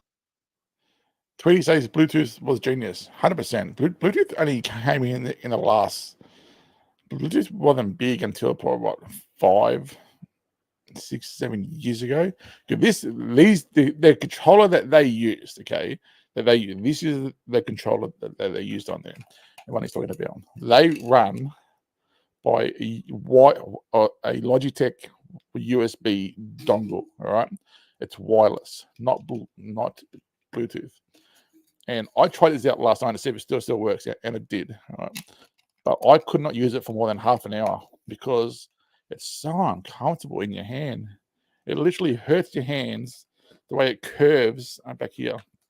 But anyway, the wireless, the reason why I don't use this, I have not used this in like 10 years, because it kept disconnecting from the dongle, the USB dongle that it came with. It was just garbage, absolute trash. The controller worked fine, all right? But the wireless to that dongle kept disconnecting. And my PC is from here to here away. It's like 2 feet. All right. Garbage. Should not be used in any type of craft. Yeah, and since there was no weapons to fire on there either, you know, you couldn't use half the buttons. Can't use its freaking triggers, man. Oh shit, I just launched a torpedo. Oops. I didn't mean to do that. Fine. First, I need to introduce you to Alvin. Hey, T-Rex. Alvin is a research deep sea submersible first introduced in 1964 with around 5,000 dives under its belt, and it's still in service today. Most deep sea submersibles follow Alvin's pattern of design. At its core, if you strip away all the surface level exterior stuff, the submersible is built around this crew compartment called the pressure vessel. Everything outside of this compartment is simply equipment which by themselves don't need protection from the crushing water pressure at depth, but everything inside the pressure vessel must be protected, including the crew. So the pressure vessel has to be able to stand up to the insane conditions. In the case of the Titanic wreck site, the pressure is about 400 times that on the surface, or the equivalent of 6,000 pounds per square inch, or 3 tons of pressure per square inch. To survive this kind of insane force, the Alvin's pressure vessel is a special shape. It's a sphere, a ball, made out of titanium, which is itself an immensely strong metal with a wall thickness of about 2 inches or 5 centimeters. This is important, so I'm going to keep it here on screen. The pressure vessel can fit 3 crew and their equipment. But why is the pressure vessel in the shape of a ball? Well, a sphere is extremely good at uniformly distributing the pressures of deep water, being perfectly round. There are virtually no weak spots where pressures can focus and build up. The entire structure reinforces itself. Now let's look at Titan. Beneath the superficial paneling on the outside, the submersible was also built around a pressure vessel. But this one was not in the shape of a ball, but a cylinder. Why the departure from tried and true engineering? Well, this could be linked to OceanGate's business model, taking civilian backers as mission crew to help fund the research. For this, Titan would simply need to carry more people. You could try and cram 5 into a sphere, but you'd need to make it larger than Alvin's pressure vessel. The bigger the sphere gets, the weaker it is, so then the walls would need to be made thicker, but then you've added a lot of extra weight. Remember, the sub still needs to be able to power itself along underwater and even be plucked from the ocean at the end of the mission, so it can't be too heavy. Instead, Titan would employ a long cylindrical pressure vessel that could fit 5, which was 2 more people than Alvin. So how do you make a cylinder able to withstand the pressures of the ocean? Well, OceanGate decided to use carbon fiber to create the cylindrical pressure vessel. And this is an actual video of them making the pressure vessel. This was a wound carbon fiber hull where they literally wound strands of carbon fiber over a cylinder until the desired wall thickness was achieved. That wall thickness, a whopping 12.7 centimeters or 7 inches. This is a huge... I didn't... Okay, so when everyone was showing this part here of it being made in the carbon fiber tape, all right, I always thought that steel cylinder was still there, but it wasn't. That's only there for the friggin' tape to bond to form its shape. So it was literally just carbon fiber. I thought they still had like an inch layer of steel or something. Yeah, you think something would be in carbon fiber wall, but it was just all carbon fiber. Oh my god! Graphene. Oh my god! Graphene would have been mixed the graphene in or something. I thought there was still at least an inch thick, like steel plate that the carbon fiber was, around, but it wasn't. That is insane. Come on. Yeah, it's really insane. I also want to point out what an awful marketing choice it was to call it OceanGate. In this day and age, you could do better than anything. Isn't it like a cult sort of stuff, like OceanGate or like or something? Heaven's Gate. You got, but you also have like the Pizza Gate. Yeah. Pizza Gate. Yeah. You got there's just so many of them. Of course, there's Watergate. It all came from Watergate, right? Watergate. Yeah. Stop naming your stuff Gate. You want to succeed and not in the middle of a controversy. Don't call your thing a gate. All right, there you go. Jump on Alvin's 2 inches because the cylindrical pressure vessel was much bigger and its shape was possibly not as adept at evenly distributing compressive forces at depth, so the wall simply had to be thicker. Jesus Christ, man. So now you have a carbon fiber tube that needs to be made watertight. So the carbon fiber was capped at either end with titanium rings, which would be used to then attach the hemisphere end pieces, which were also very heavily reinforced, made out of titanium. Mm-hmm. After the carbon fiber pressure vessel was formed, the titanium rings were bonded to it at either end. So the exact method of bonding is a mystery to me, but articles online from when this was done in 2017 focus on tight engineering tolerances and a high amount of precision. And then to these rings could be bolted the heavy-duty end hemispheres, one of which featured an acrylic viewing porthole, which was about 7 inches thick. Now, let's talk about possible points of failure for both designs. Naturally, hatches and portholes might be seen as weak points, but they actually aren't. They use water pressure to their benefit. Alvin has a single crew hatch on top of the pressure vessel. You'd think that this might be a weak point, but the water pressure acting on the submersible from the outside actually presses in on the hatch, making the seal even more watertight. Because of the tapered corners. Same is true of the port. Because of the hatch. The hatch is not just cut straight down. The hatch is cut on because it's a round hatch. It's cut on an angle, so even when it's forces down, it can't like push through. You know what I mean? It's just completing that thing in the sphere. It makes total sense. It's why change the design when it works?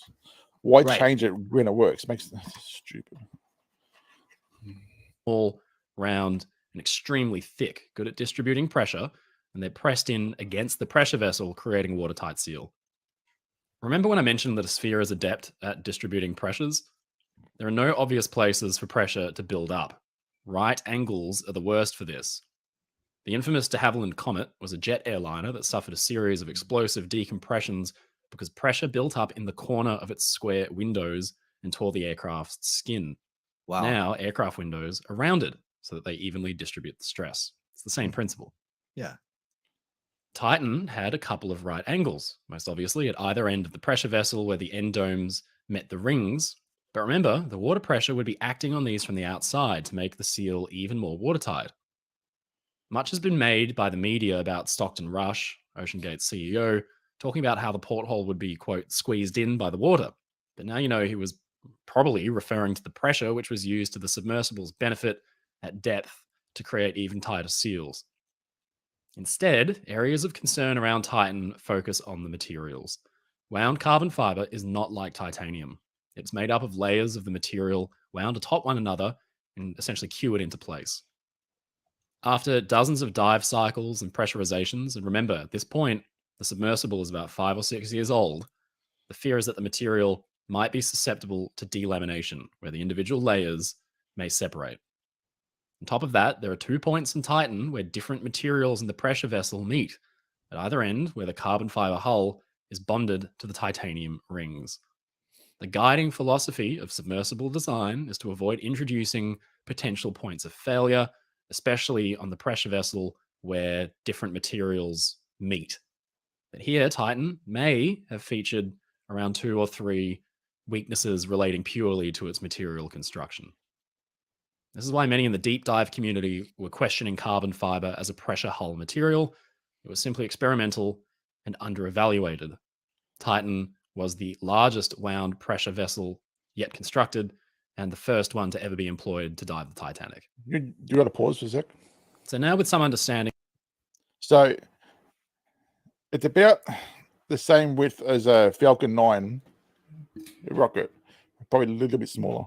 You know, the reason why they don't use this shit to go to space, and the reason why SpaceX don't have nothing to do with carbon fiber in their shit, because they want to reuse their stuff every time. They want to try and get as much reuse out of it as they can, and they would never use carbon fiber for this reason, because it's just too temperamental. They don't know enough about it, and the pressures of space and everything. It's just you can't rely on that, because it's just, and this is a perfect example now that carbon fiber would never ever be used again now for this sort of stuff. No, it's just not designed to go under that stress. Because if you see a carbon fiber a block, have you seen what happens to a carbon fiber block, a 1-inch block being compressed? It explodes. It just shatters to pieces. 1-inch block of carbon fiber. This is 4 inches wide. Stupid. All right. Hey, I just put a note over on Rumble to let you guys know over there. We got a few people watching. That stream will be ending a little bit sooner than the one on the YouTube, because I'm going to need to free up that space to create another stream for later, because after we get done with the submersible talk, Madcore and I are going to be we're going to be playing Far Cry 5. We're going to be on our 4th night, and on a wired controller. Okay, on a wired controller. That's what I play on, because it's reliable. I'll be playing on a wired controller. Oh, there you go. For some reason, I thought for a second I'd just like gone back in time when you were showing your controller off. Okay. And I was like, oh my God, what happened? So I won't be using the dodgy controller that's 10 years old. I'll be using my wired controller, Xbox controller. It's not actually Xbox One. It's an aftermarket one, but it's Turtle Beach one. I like If you it 'cause guys it's haven't got seen any of our, there you more go. controls. Nice, brilliant. We're Wired. wired. I've been using my wired keyboard and mouse. But if you haven't seen me and Madcore play with Far Cry 5, we make it a lot of fun, dude. We have fun. We joke around. And I'm a girl. Yeah, he's the girl. So he's looking fine in there too. But we have a lot of fun, dude. We make it a lot of fun. So hopefully, if you guys want some comedy mixed in with cult extermination, then you'll enjoy that Far Cry 5 stream. It's going to be over on Rumble exclusively after this. So here we go. Let's get back to the sub here. Of the Titan's construction and its potential weaknesses. Let's look at what we know has been found in the debris of the wreck. So some of the first pieces of debris to be found were the exterior tail cone, which is not part of the pressure vessel, along with some of the steel framing for the landing skids. But this was followed by the bow and stern titanium hemispheres from the pressure vessel. Whether or not these are still connected to the titanium end rings is yet to be seen. But presumably fragments of the carbon fiber pressure hull have also been found. So that's a bit of a look at how Titan was built, why some were concerned about its construction. I want to avoid conjecture too much, so I'm not going to go into where people are saying that hopefully they can find some carbon fiber. I've heard that people say, "Oh, I hope they can find the cause of the implosion. If they can find the carbon fiber shell." I'm like, but if you look what happens to carbon fiber under that sort of shit, it shatters to pieces. Like they won't find any carbon fiber. They might find a chunk, maybe one piece or chunk, but they're not going to find a whole enclosure. When that thing imploded, it exploded, so it just shattered to pieces. They might find. Hopefully, they find the two titanium ends. They should find them. Can't see why not.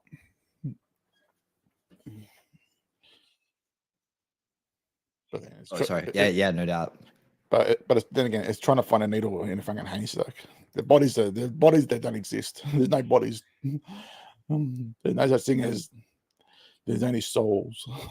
Yeah. Might have been, that will be ascertained in time, but that's a bit more of a detailed look at how this thing was actually built. So we know how she was made and what's been found so far. But now let's look at the incredible techniques and technologies that were actually used in the hunt to find the submersible. Essentially, in a normal dive, Titan and submersibles just like her would select a point that was far enough away from the Titanic wreck that they weren't really at risk of dropping directly on top of it, because that could be catastrophically bad, obviously. So they would descend in essentially a free fall at a rate of around about 2 to 4 kilometers per hour, averaging about 3. And they would do so in almost a powered down state, essentially. The non-crucial electronic equipment is essentially on standby because you don't need power. It's a 2-hour drop and the submarine is just essentially falling for 3 or 4 kilometers. So the crew turn off a lot of systems they don't need and kind of just hang out. Some fell asleep in previous expeditions. And then on approach to the seabed, the submersible would begin to power up those crucial systems like the engines and things like that. So when reaching the seafloor, they could come to a gentle rest.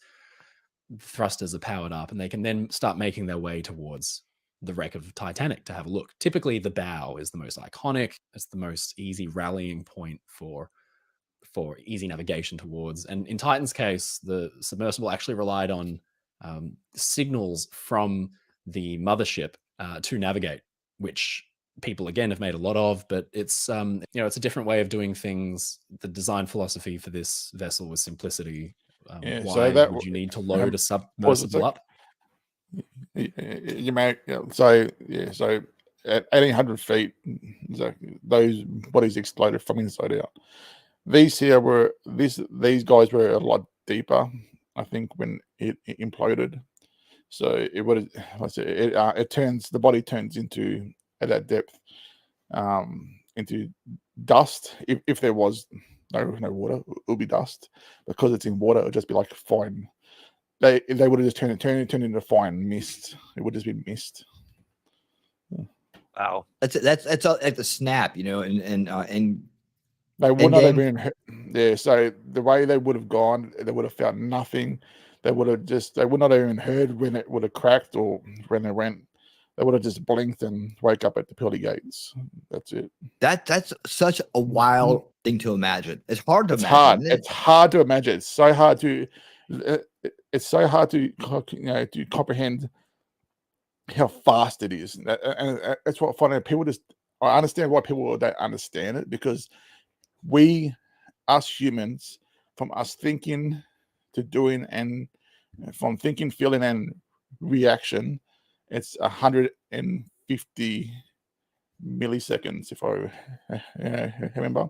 And in that time, it is already imploded in a quarter of a millisecond.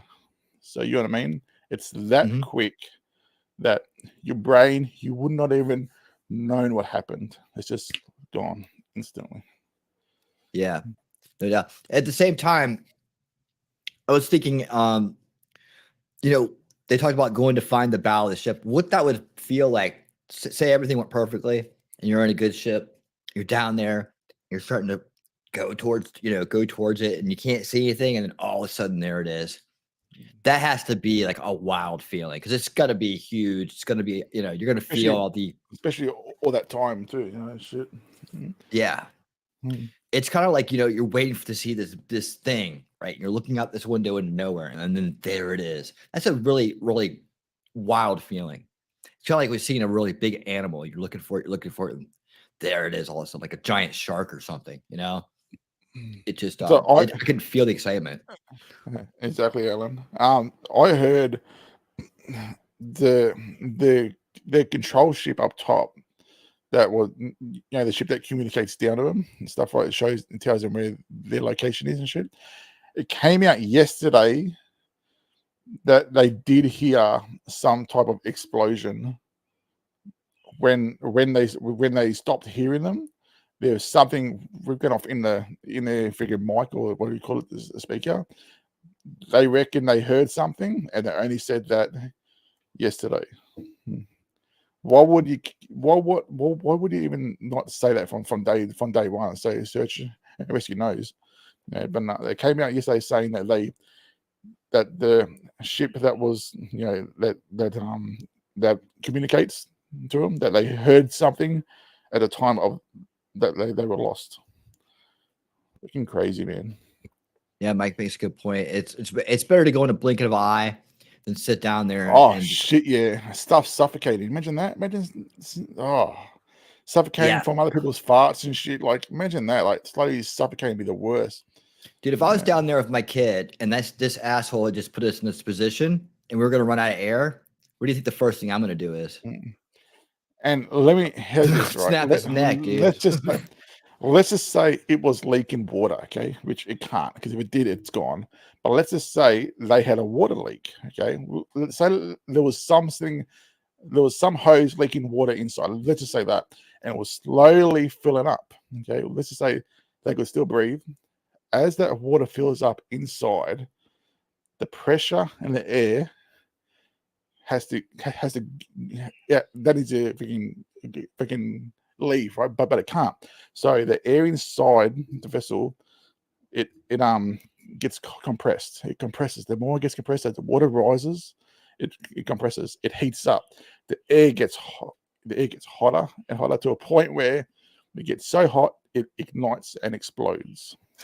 So either way, if they had a leak somehow, they would have died from the same thing. They would have exploded and then, done exactly the same thing. It'd be the worst way to go. But I'd rather go by a implosion than by like that. It's just like, it's gone. Yeah. Well, I can kind of understand the hushness of not bringing that. They probably told the authorities that, right? But probably not wanting to let the families give the families hope. Because yeah. I don't know what's worse, if waiting for it and hoping, or exactly. You can't be sure, right? You don't want to be negative.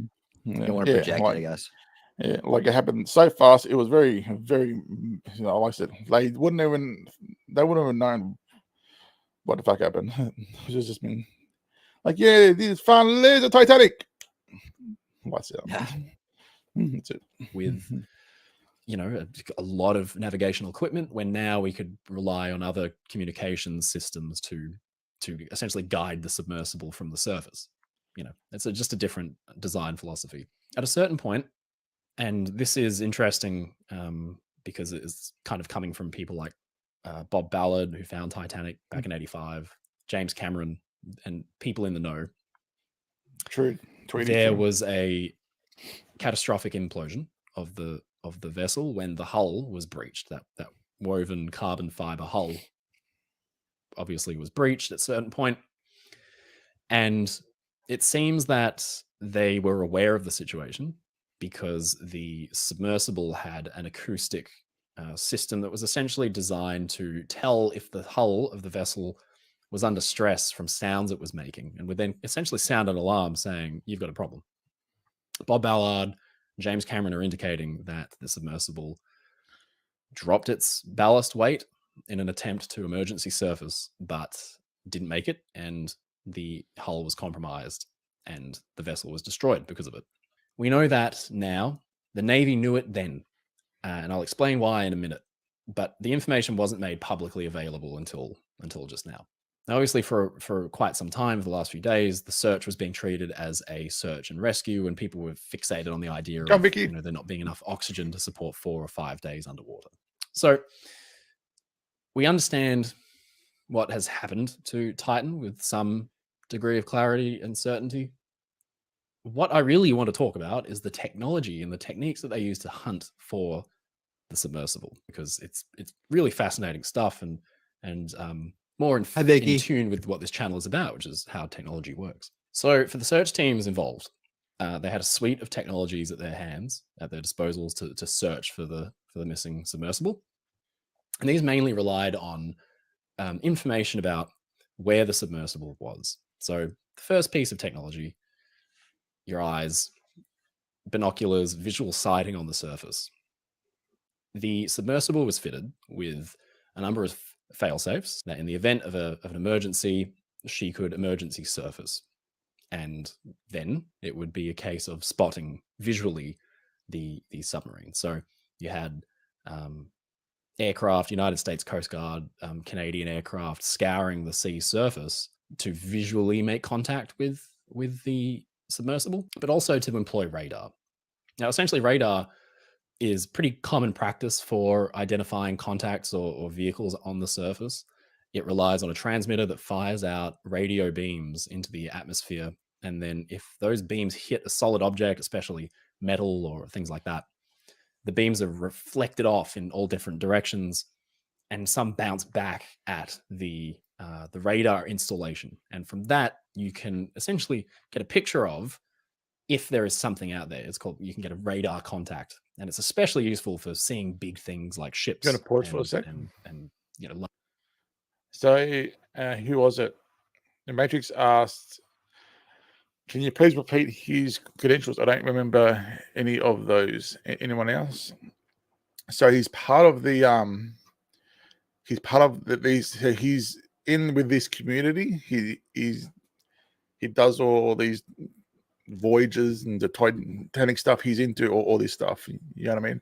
So he knows the person that he was very close to, one of the guys that was that died on there.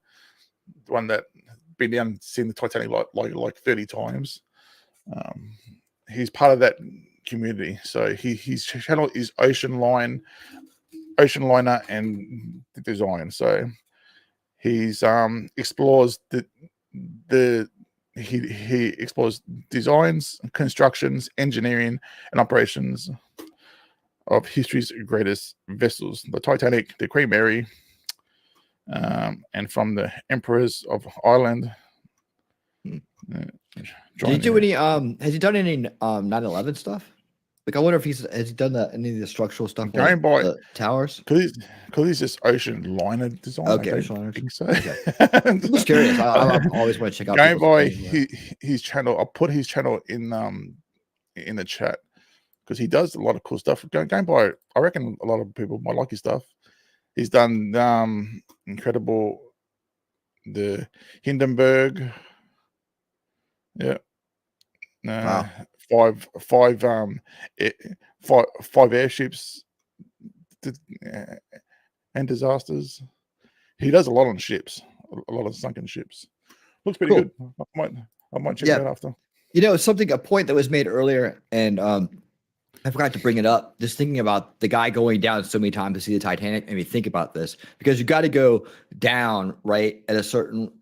You go down, and then you got to go down at a certain level, and you got to come up at a certain level, right? Yeah. That takes a long time. But go into space, you can just go out into space and come back. You don't got to decompress.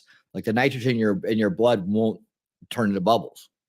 And so when people talk about the pressure, right, and this whole miscommunication that we hear certain people talk about, this vacuum of space, they're imagining it like underwater, right? I know. They're imagining what these people. But one of the biggest proofs you have that it's not that way is the fact you don't have to decompress when you come back from space. You know, you do apparently, have apparently you can, if you actually in space yourself. Say suddenly you were from, something and go to say, if you held your breath, you will be able to live inside space for like a few seconds. Yep. There you go. Or if you had the force, because we all saw how that worked. Princess Leia. If you hold your breath for a few seconds, you better live in space for a few seconds. There you go. Large objects. But Titan was a fairly small craft, not too much bigger than a family car, and sitting half submerged, say bobbing on the surface. A lot of her would be still in the water, and it may not be a very easily distinguished radar contact. Now, these are moot points now because we know the submarine was actually below the surface, but there were aircraft and ships employing those kinds of visual and radar contact style strategies to locate the submarine on the surface. But how do you search for a submersible underwater? This is a really interesting bit of history and engineering and technology. The primary tool for looking underwater is actually sound. Sound travels very, very far underwater. And they actually knew this back in Titanic's day. I made a video the other week talking about the navigational equipment on board. Hold on. Yep. I said hi, Vicky. Oh, Vicky, you're so fine. You're so fine. You're blowing my mind. Hey, Vicky. Hey, Vicky. There you go. Titanic. And one of these was a very little known device called the submarine signaler. And they're essentially two microphones placed in Titanic's hull that could be used to listen for sounds underwater, bells that were mounted to floating buoys near jagged shorelines or in fog that could essentially just be listened to like you were listening to a telephone and direct the ship away from that danger and that hazard. Navigating or searching for things with acoustics is not new technology, but it has been perfected. Sonar is the technology of choice for using sound underwater to find things. There are two main kinds of sonar. The first is passive sonar. Now, this is essentially just listening to the sounds of the ocean, for want of a better term, listening in, trying to hear things that are man-made and distinct. So Alan said, if I had been the boy, I would have been dad like, but you can fuck off with that shit. Apparently he did it for Father's Day. Well, the aunt has come out saying that apparently he was terrified of it. He didn't want to go, but he did it for Father's Day. That makes it even worse. That makes it so much worse. That sucks, man. Mate, that sucks. Yeah, that guy. Yeah, if we had been sitting on the bottom of the ocean with no way out and lost and running out of air, I definitely would have taken out that dude first.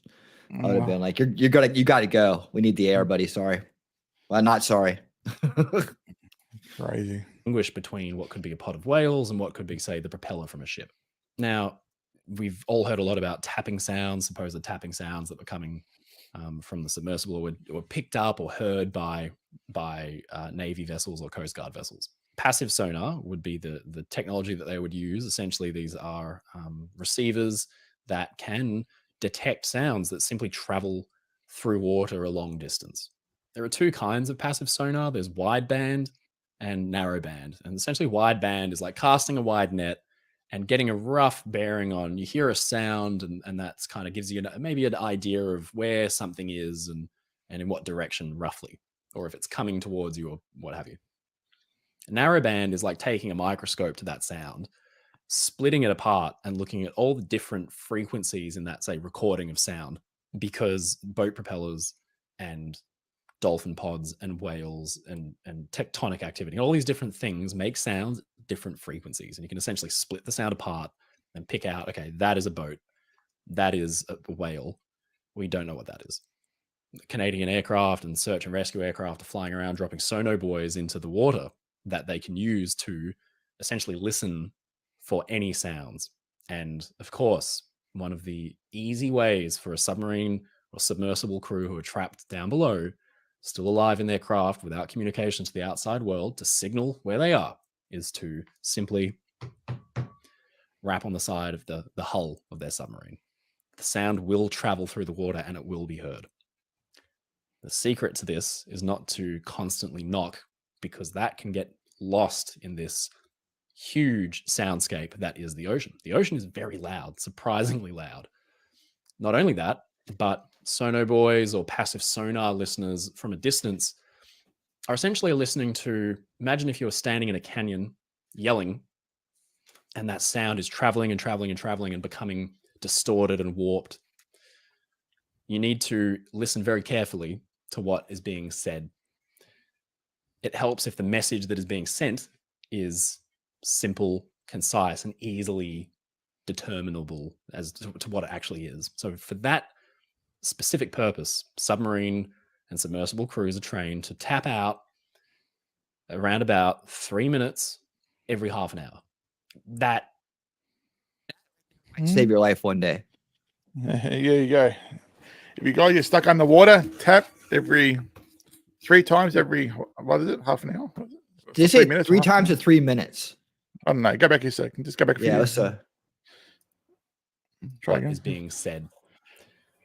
It helps if the message that is being sent will be heard. The secret to this is not to constantly knock, because that can get lost in this huge soundscape that is the ocean. The ocean is very loud, surprisingly loud. Not only that, but in traveling and becoming just what is being said. It helps if the message that is being sent is simple, concise, and easily determinable as to what it actually is. So for that specific purpose, submarine and submersible crews are trained to tap out around about 3 minutes every half an hour. Okay, so you tap for 3 minutes. So it's like tap, tap, tap, tap, tap, tap, tap, tap. Or maybe there's like tap, tap, every 3 minutes. Wait, for 3 minutes in some pattern. For 3 minutes every half an hour. God, Jesus Christ. Mate, they had no chance. They had no chance.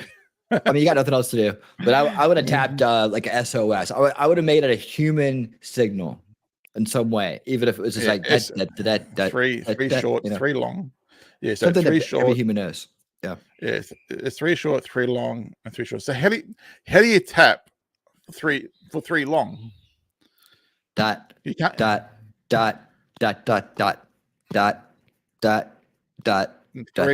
Three short, 3 long, 3 short. So it's tap, tap, yes, yeah. And do tap, SOS. tap, yeah. tap. Okay, yeah, that's fair enough. Yeah.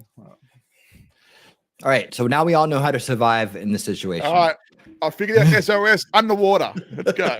Let's go. I'm ready to go That to the deep ocean. kind of messaging from below is very clear. That's where we're gonna have. That's where we'll have our first meet and greet. You can't do that in space.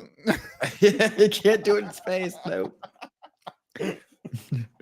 Attempt at making contact with the outside world. It's regular. It's at intervals that are perfectly timed, and it will cut through the noise because it happens and then it stops, as opposed to continual sound that could just get lost. So that kind of tapping would be picked up by passive sonar. There was obviously some news about this. What about controller? They had this controller. What if they went tap, tap, tap, tap, tap? A, B, B, B, A. Is that the cheat code, sir? I'm not sure. Quick Sounds put an that SOS. does now Here we go. seem to not have been the case, but some of the crew on the submersible would have been trained in rapping on the side of the hull to that kind of rhythm to establish contact with the outside world and reach sono boys or passive sonar listeners. Disturbingly, the United States Navy heard the implosion of the submersible the day it went missing, pretty much the minute that communications with the outside world were actually lost. And they immediately reported that to the incident commander. The way they heard that is that the United States government actually has a quite secret installation of essentially passive sonar listening devices all over the ocean there that they were originally installed during the Cold War to listen for Soviet submarines. They are fine-tuned and powerful enough that they can hear sounds like seismological activity, undersea earthquakes. They detected, they heard with their passive sonar, they actually heard the Titan's implosion. Wow. So they just didn't know what it was. No. They knew what it was. They knew the incident because they know what an implosion sounds like. They know when a submarine implodes. They've heard it before in wars and everything. They know what an implosion sounds like. They knew once they knew what time, how long it was gone communication. They knew instantly that that was an implosion sound. They knew that sound that they heard was an implosion sound. It's crazy. Wow. Mm-hmm. Wow. They knew about it and they told the incident controller. And so search teams were able to use that information to essentially zero in on where Titan was. Now, finally, we come to the second type of sonar. We've looked at passive sonar. The other type that can be used to locate a missing submarine or submersible is active sonar. Now, I am sure that from movies or cartoons, a lot of you would be familiar with this sound. Back in the day, active sonar was used by destroyers to essentially see underwater and look out for enemy submarines and chase them down and destroy them. The way it works, unlike with passive sonar is essentially just listening to the ocean. Active sonar involves sending a signal out into the ocean and waiting for those sound waves to bounce back. And that feedback, once they return to the sonar installation, can give you information on how far away the object is. So, Beth said, do we know for sure that they were trained? They really didn't care for old knowledge. Yeah. Talking about the guys that were lost, the passengers, the people on board. Yeah. Well, the CEO was on board, so he's been down to the Titanic like more than 5 times. You know what I mean? He's been down. They've had, you know, these other crafts that they've had that have gone down there, you know, like so many times since 2012 or some shit. And so there's so many. The one that they were in that imploded had already been down three times anyway.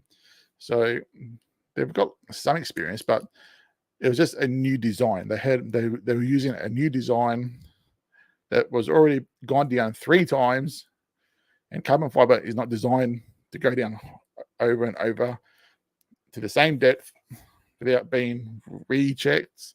Make sure there's no stress, no fractures. They weren't doing. They didn't care. I see it as they didn't give a shit about freaking safety. It's all about just going down to see this freaking ship. You know what I mean? If they cared about safety, they would have took the time and freaking checked and rechecked and rebuilt new ones, because carbon fiber can only last once or twice going down there. That's it. Yep. Is, for example, that the sound bounced off of, what shape it is, how big it is, that kind of thing. Now, this is called a sonar ping, and it is essentially in its basic form a very, very, very loud sound that is made by essentially like the transmitter, we'll say, of the active sonar installation, that is just fired off underwater. And this can really startle anything in its path, especially animals and divers. This is an amazing piece of footage. It has been very kindly provided by the diver, Jim Ryan. Listen to this sonar ping from a nearby US Navy vessel while Jim was just diving, and you'll see what I'm talking about.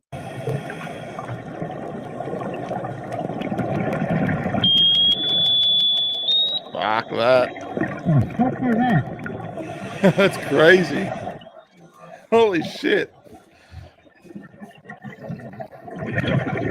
It's that loud. And God you can kind of damn, hear it's it in- pinging it's off in in the water. distance and echoing as Holy it goes shit. through the ocean. Yeah, that'd be like what? Insane, man. Yeah. Not clearing. That's India. That's nuts, man. That is nuts. Shit. Absolutely. Hey, while we stop, just let everybody know.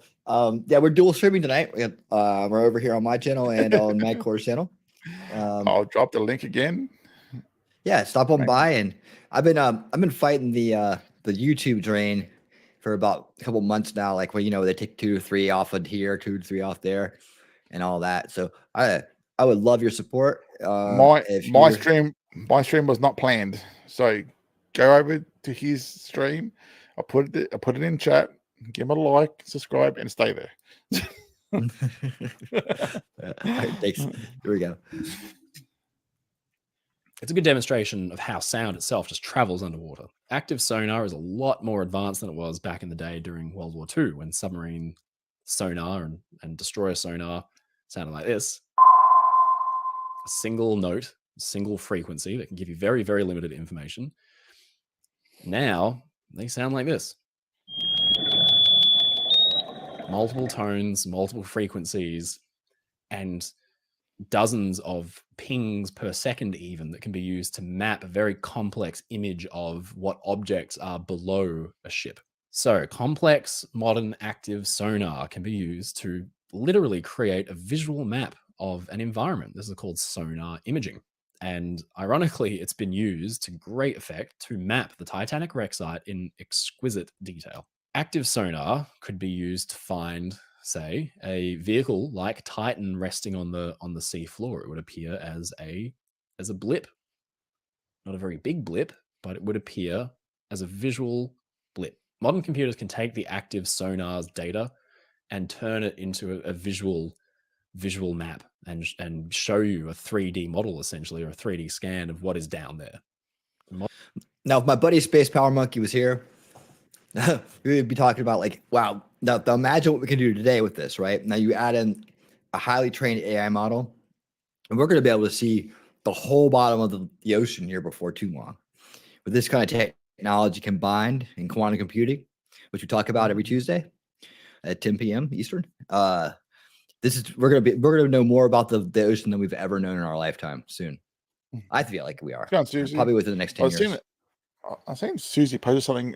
Hey, Madcore, my hubby had to get a vessel X-rayed to make sure that there were no stress cracks at all in any pressure vessels in the engine. Yeah, so that's what I mean. It's a simple knowledge. X-ray is shit.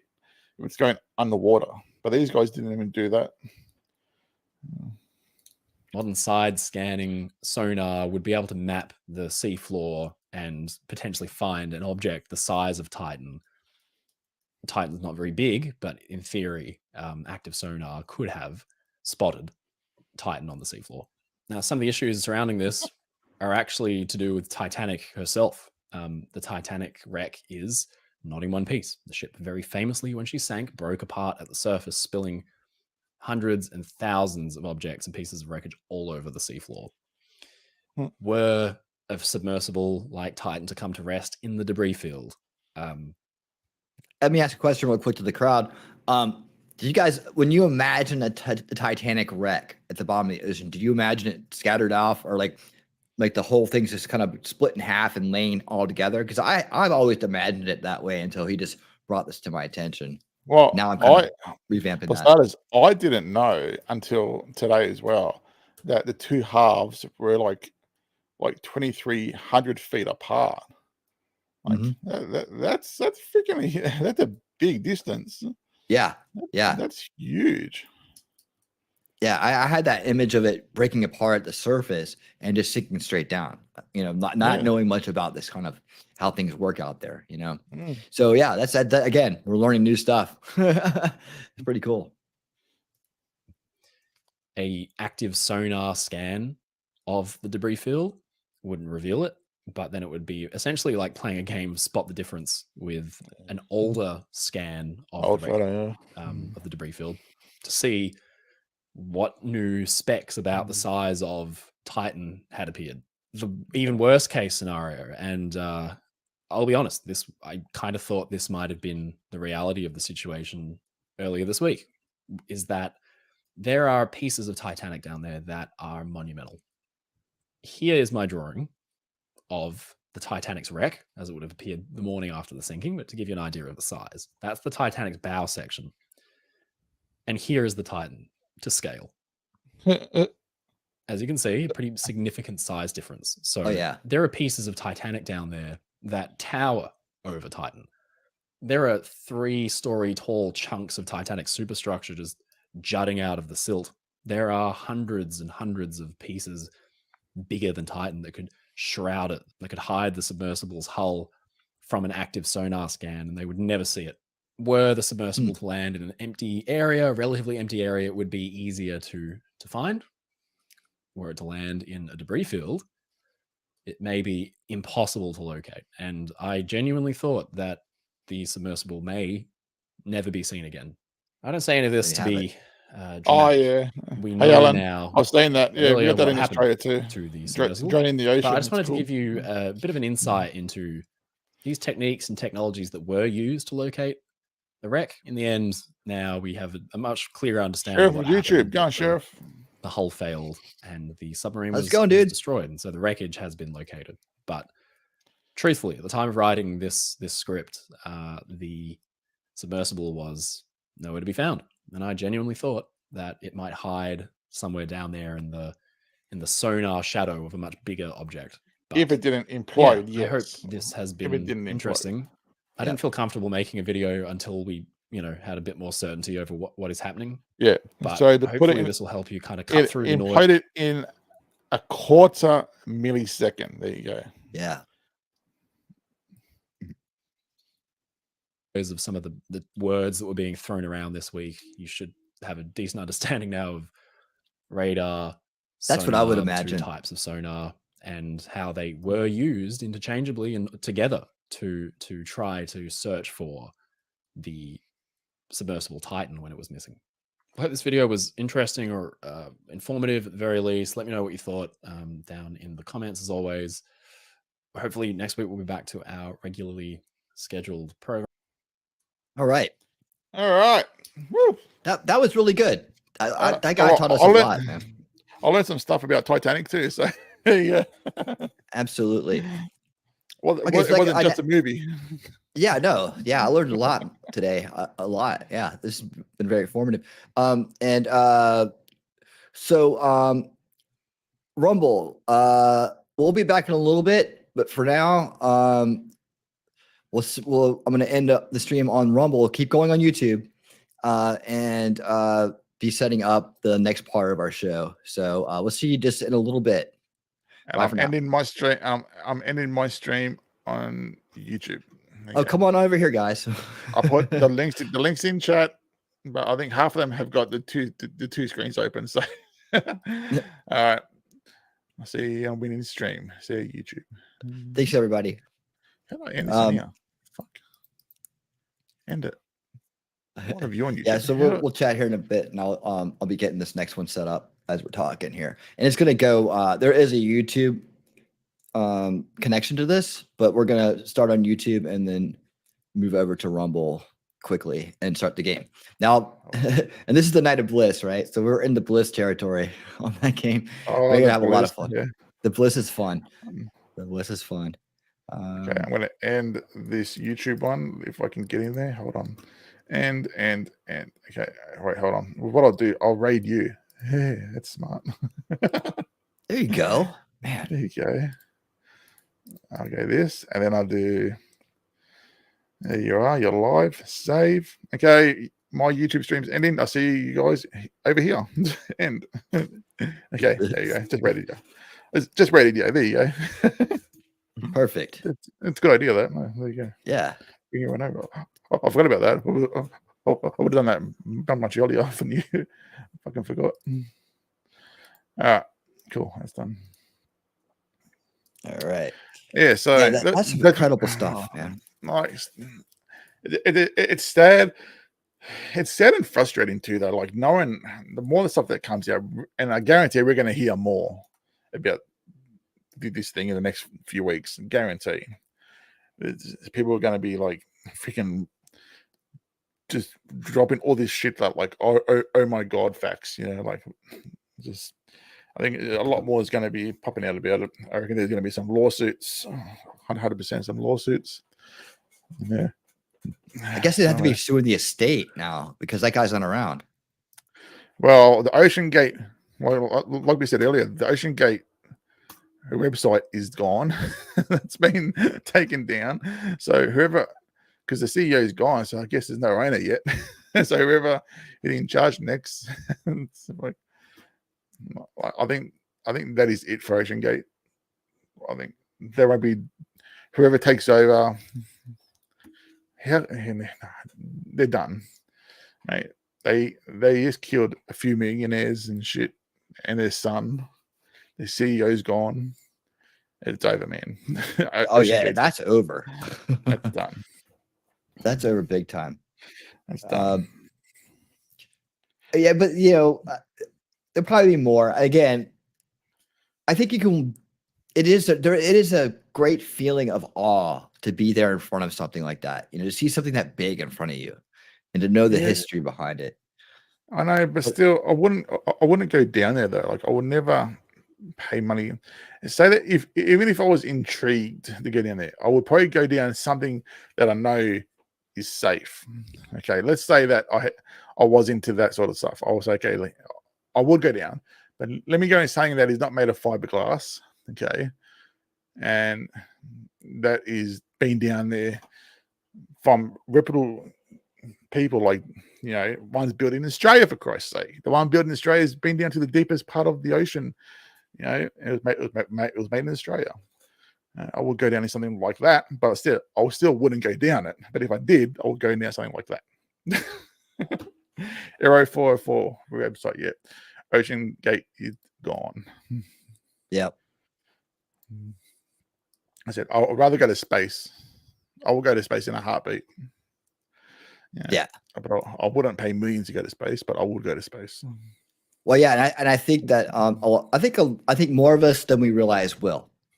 I honestly do. If it's even at the end of our lives, if space travel got down to 200,000, 250,000 a ride to go to space, I would pay that tomorrow, 100%. I would pay that tomorrow and go. If it costs that much, it costs millions at the moment. Like, I would, fuck yeah, let's go. I don't care if I don't care if I got to spend in a capsule and go around the world a day for like a day or two. I don't care. I would love to go to space. I would pay that. I would not pay that to go down to the bottom of the ocean. I'll tell you that. No way. Yeah, not at all. We are. This is night. Oh, I did not change the name of that. Sorry. I would only go down if it's a distance from the shore. Exactly. I mean, we've all seen it on cameras and stuff. But you don't really get the same effect. Yeah, but still, I'll be more terrified of being in an enclosed tin can. Well, not tin can, a fiberglass can. Freaking just the fear of fuck that. No, absolutely. So I think rather do this. Go ahead.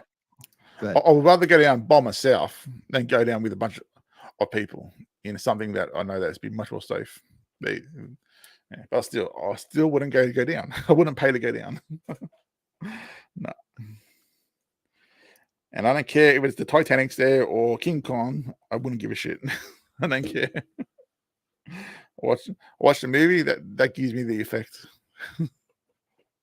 Fun fact, Madcore. and I share the same birthday. Not sure about the year, but March 5th. Damn straight. Damn straight. March 5th, baby. Well, that just got blocked on my end. What the hell did that got blocked? What'd you get blocked?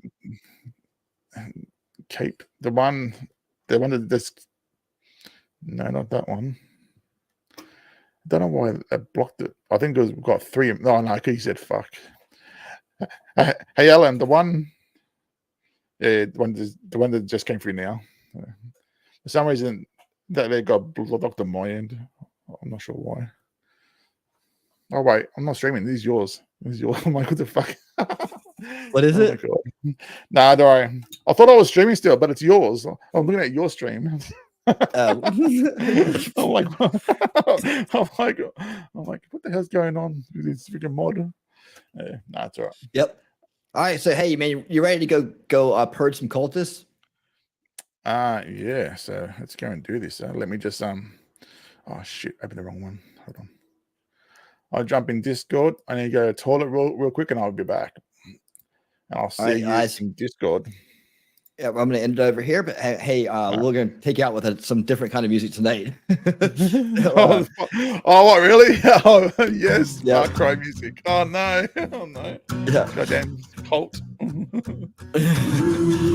So we will see you on the other side here real soon. Thanks for being here. It's been a great time, and I think we've all learned something today. So, we'll see you over on Rumble very shortly for Far Cry 5 and a lot of comedy. Purging the cultists. And until then, or until next time, y'all keep winning. Reach till the morning light. But some cannot tell wrong from right. Jacob's gonna come and set those sinners free. Jacob's gonna set those sinners free. Ooh. Well, the devil's friends hide. Thank you, Suzanne. Thank you, Alan. Thank you, Tweety. Thank you, Snafu. Thank you, Sheriff of YouTube. Thank you, Boomer. Thank you, Vicky T. Thank you, Matrix. Thank you, Rosebeth. Thank you, Max Mira. Thank you, Matrix. And Suzanne, all the people who donated tonight, thank you so much for donating. Reach till the morning light. Thank you, Cool Frog. Thank you, Sage. Jacob's gonna come and set those sinners. Thank you, Mike Ogan. See the non-believers by Thank you, Tweet. Thank you, non-believers by the path. Jared. Thank you, Non-believers by the path. Jacob's gonna come and Outpost. set those Thank you. sinners free. Jacob's gonna set those sinners free. Ooh. Oh, brother Jacob, Thank you, Nicholas. hear my Thank you, prayer. Van Van. The voice don't speak Thank you, Lex. if we don't swear. Will the power hungry's lives be spared? Thank you, Daisy. Thank you, Murph Thank you, Michael. R38. All right. Hey, man, we'll see you soon. We got fun. Winning Saturday night continues on Rumble with MadcoreTV. Let's go. You can sing all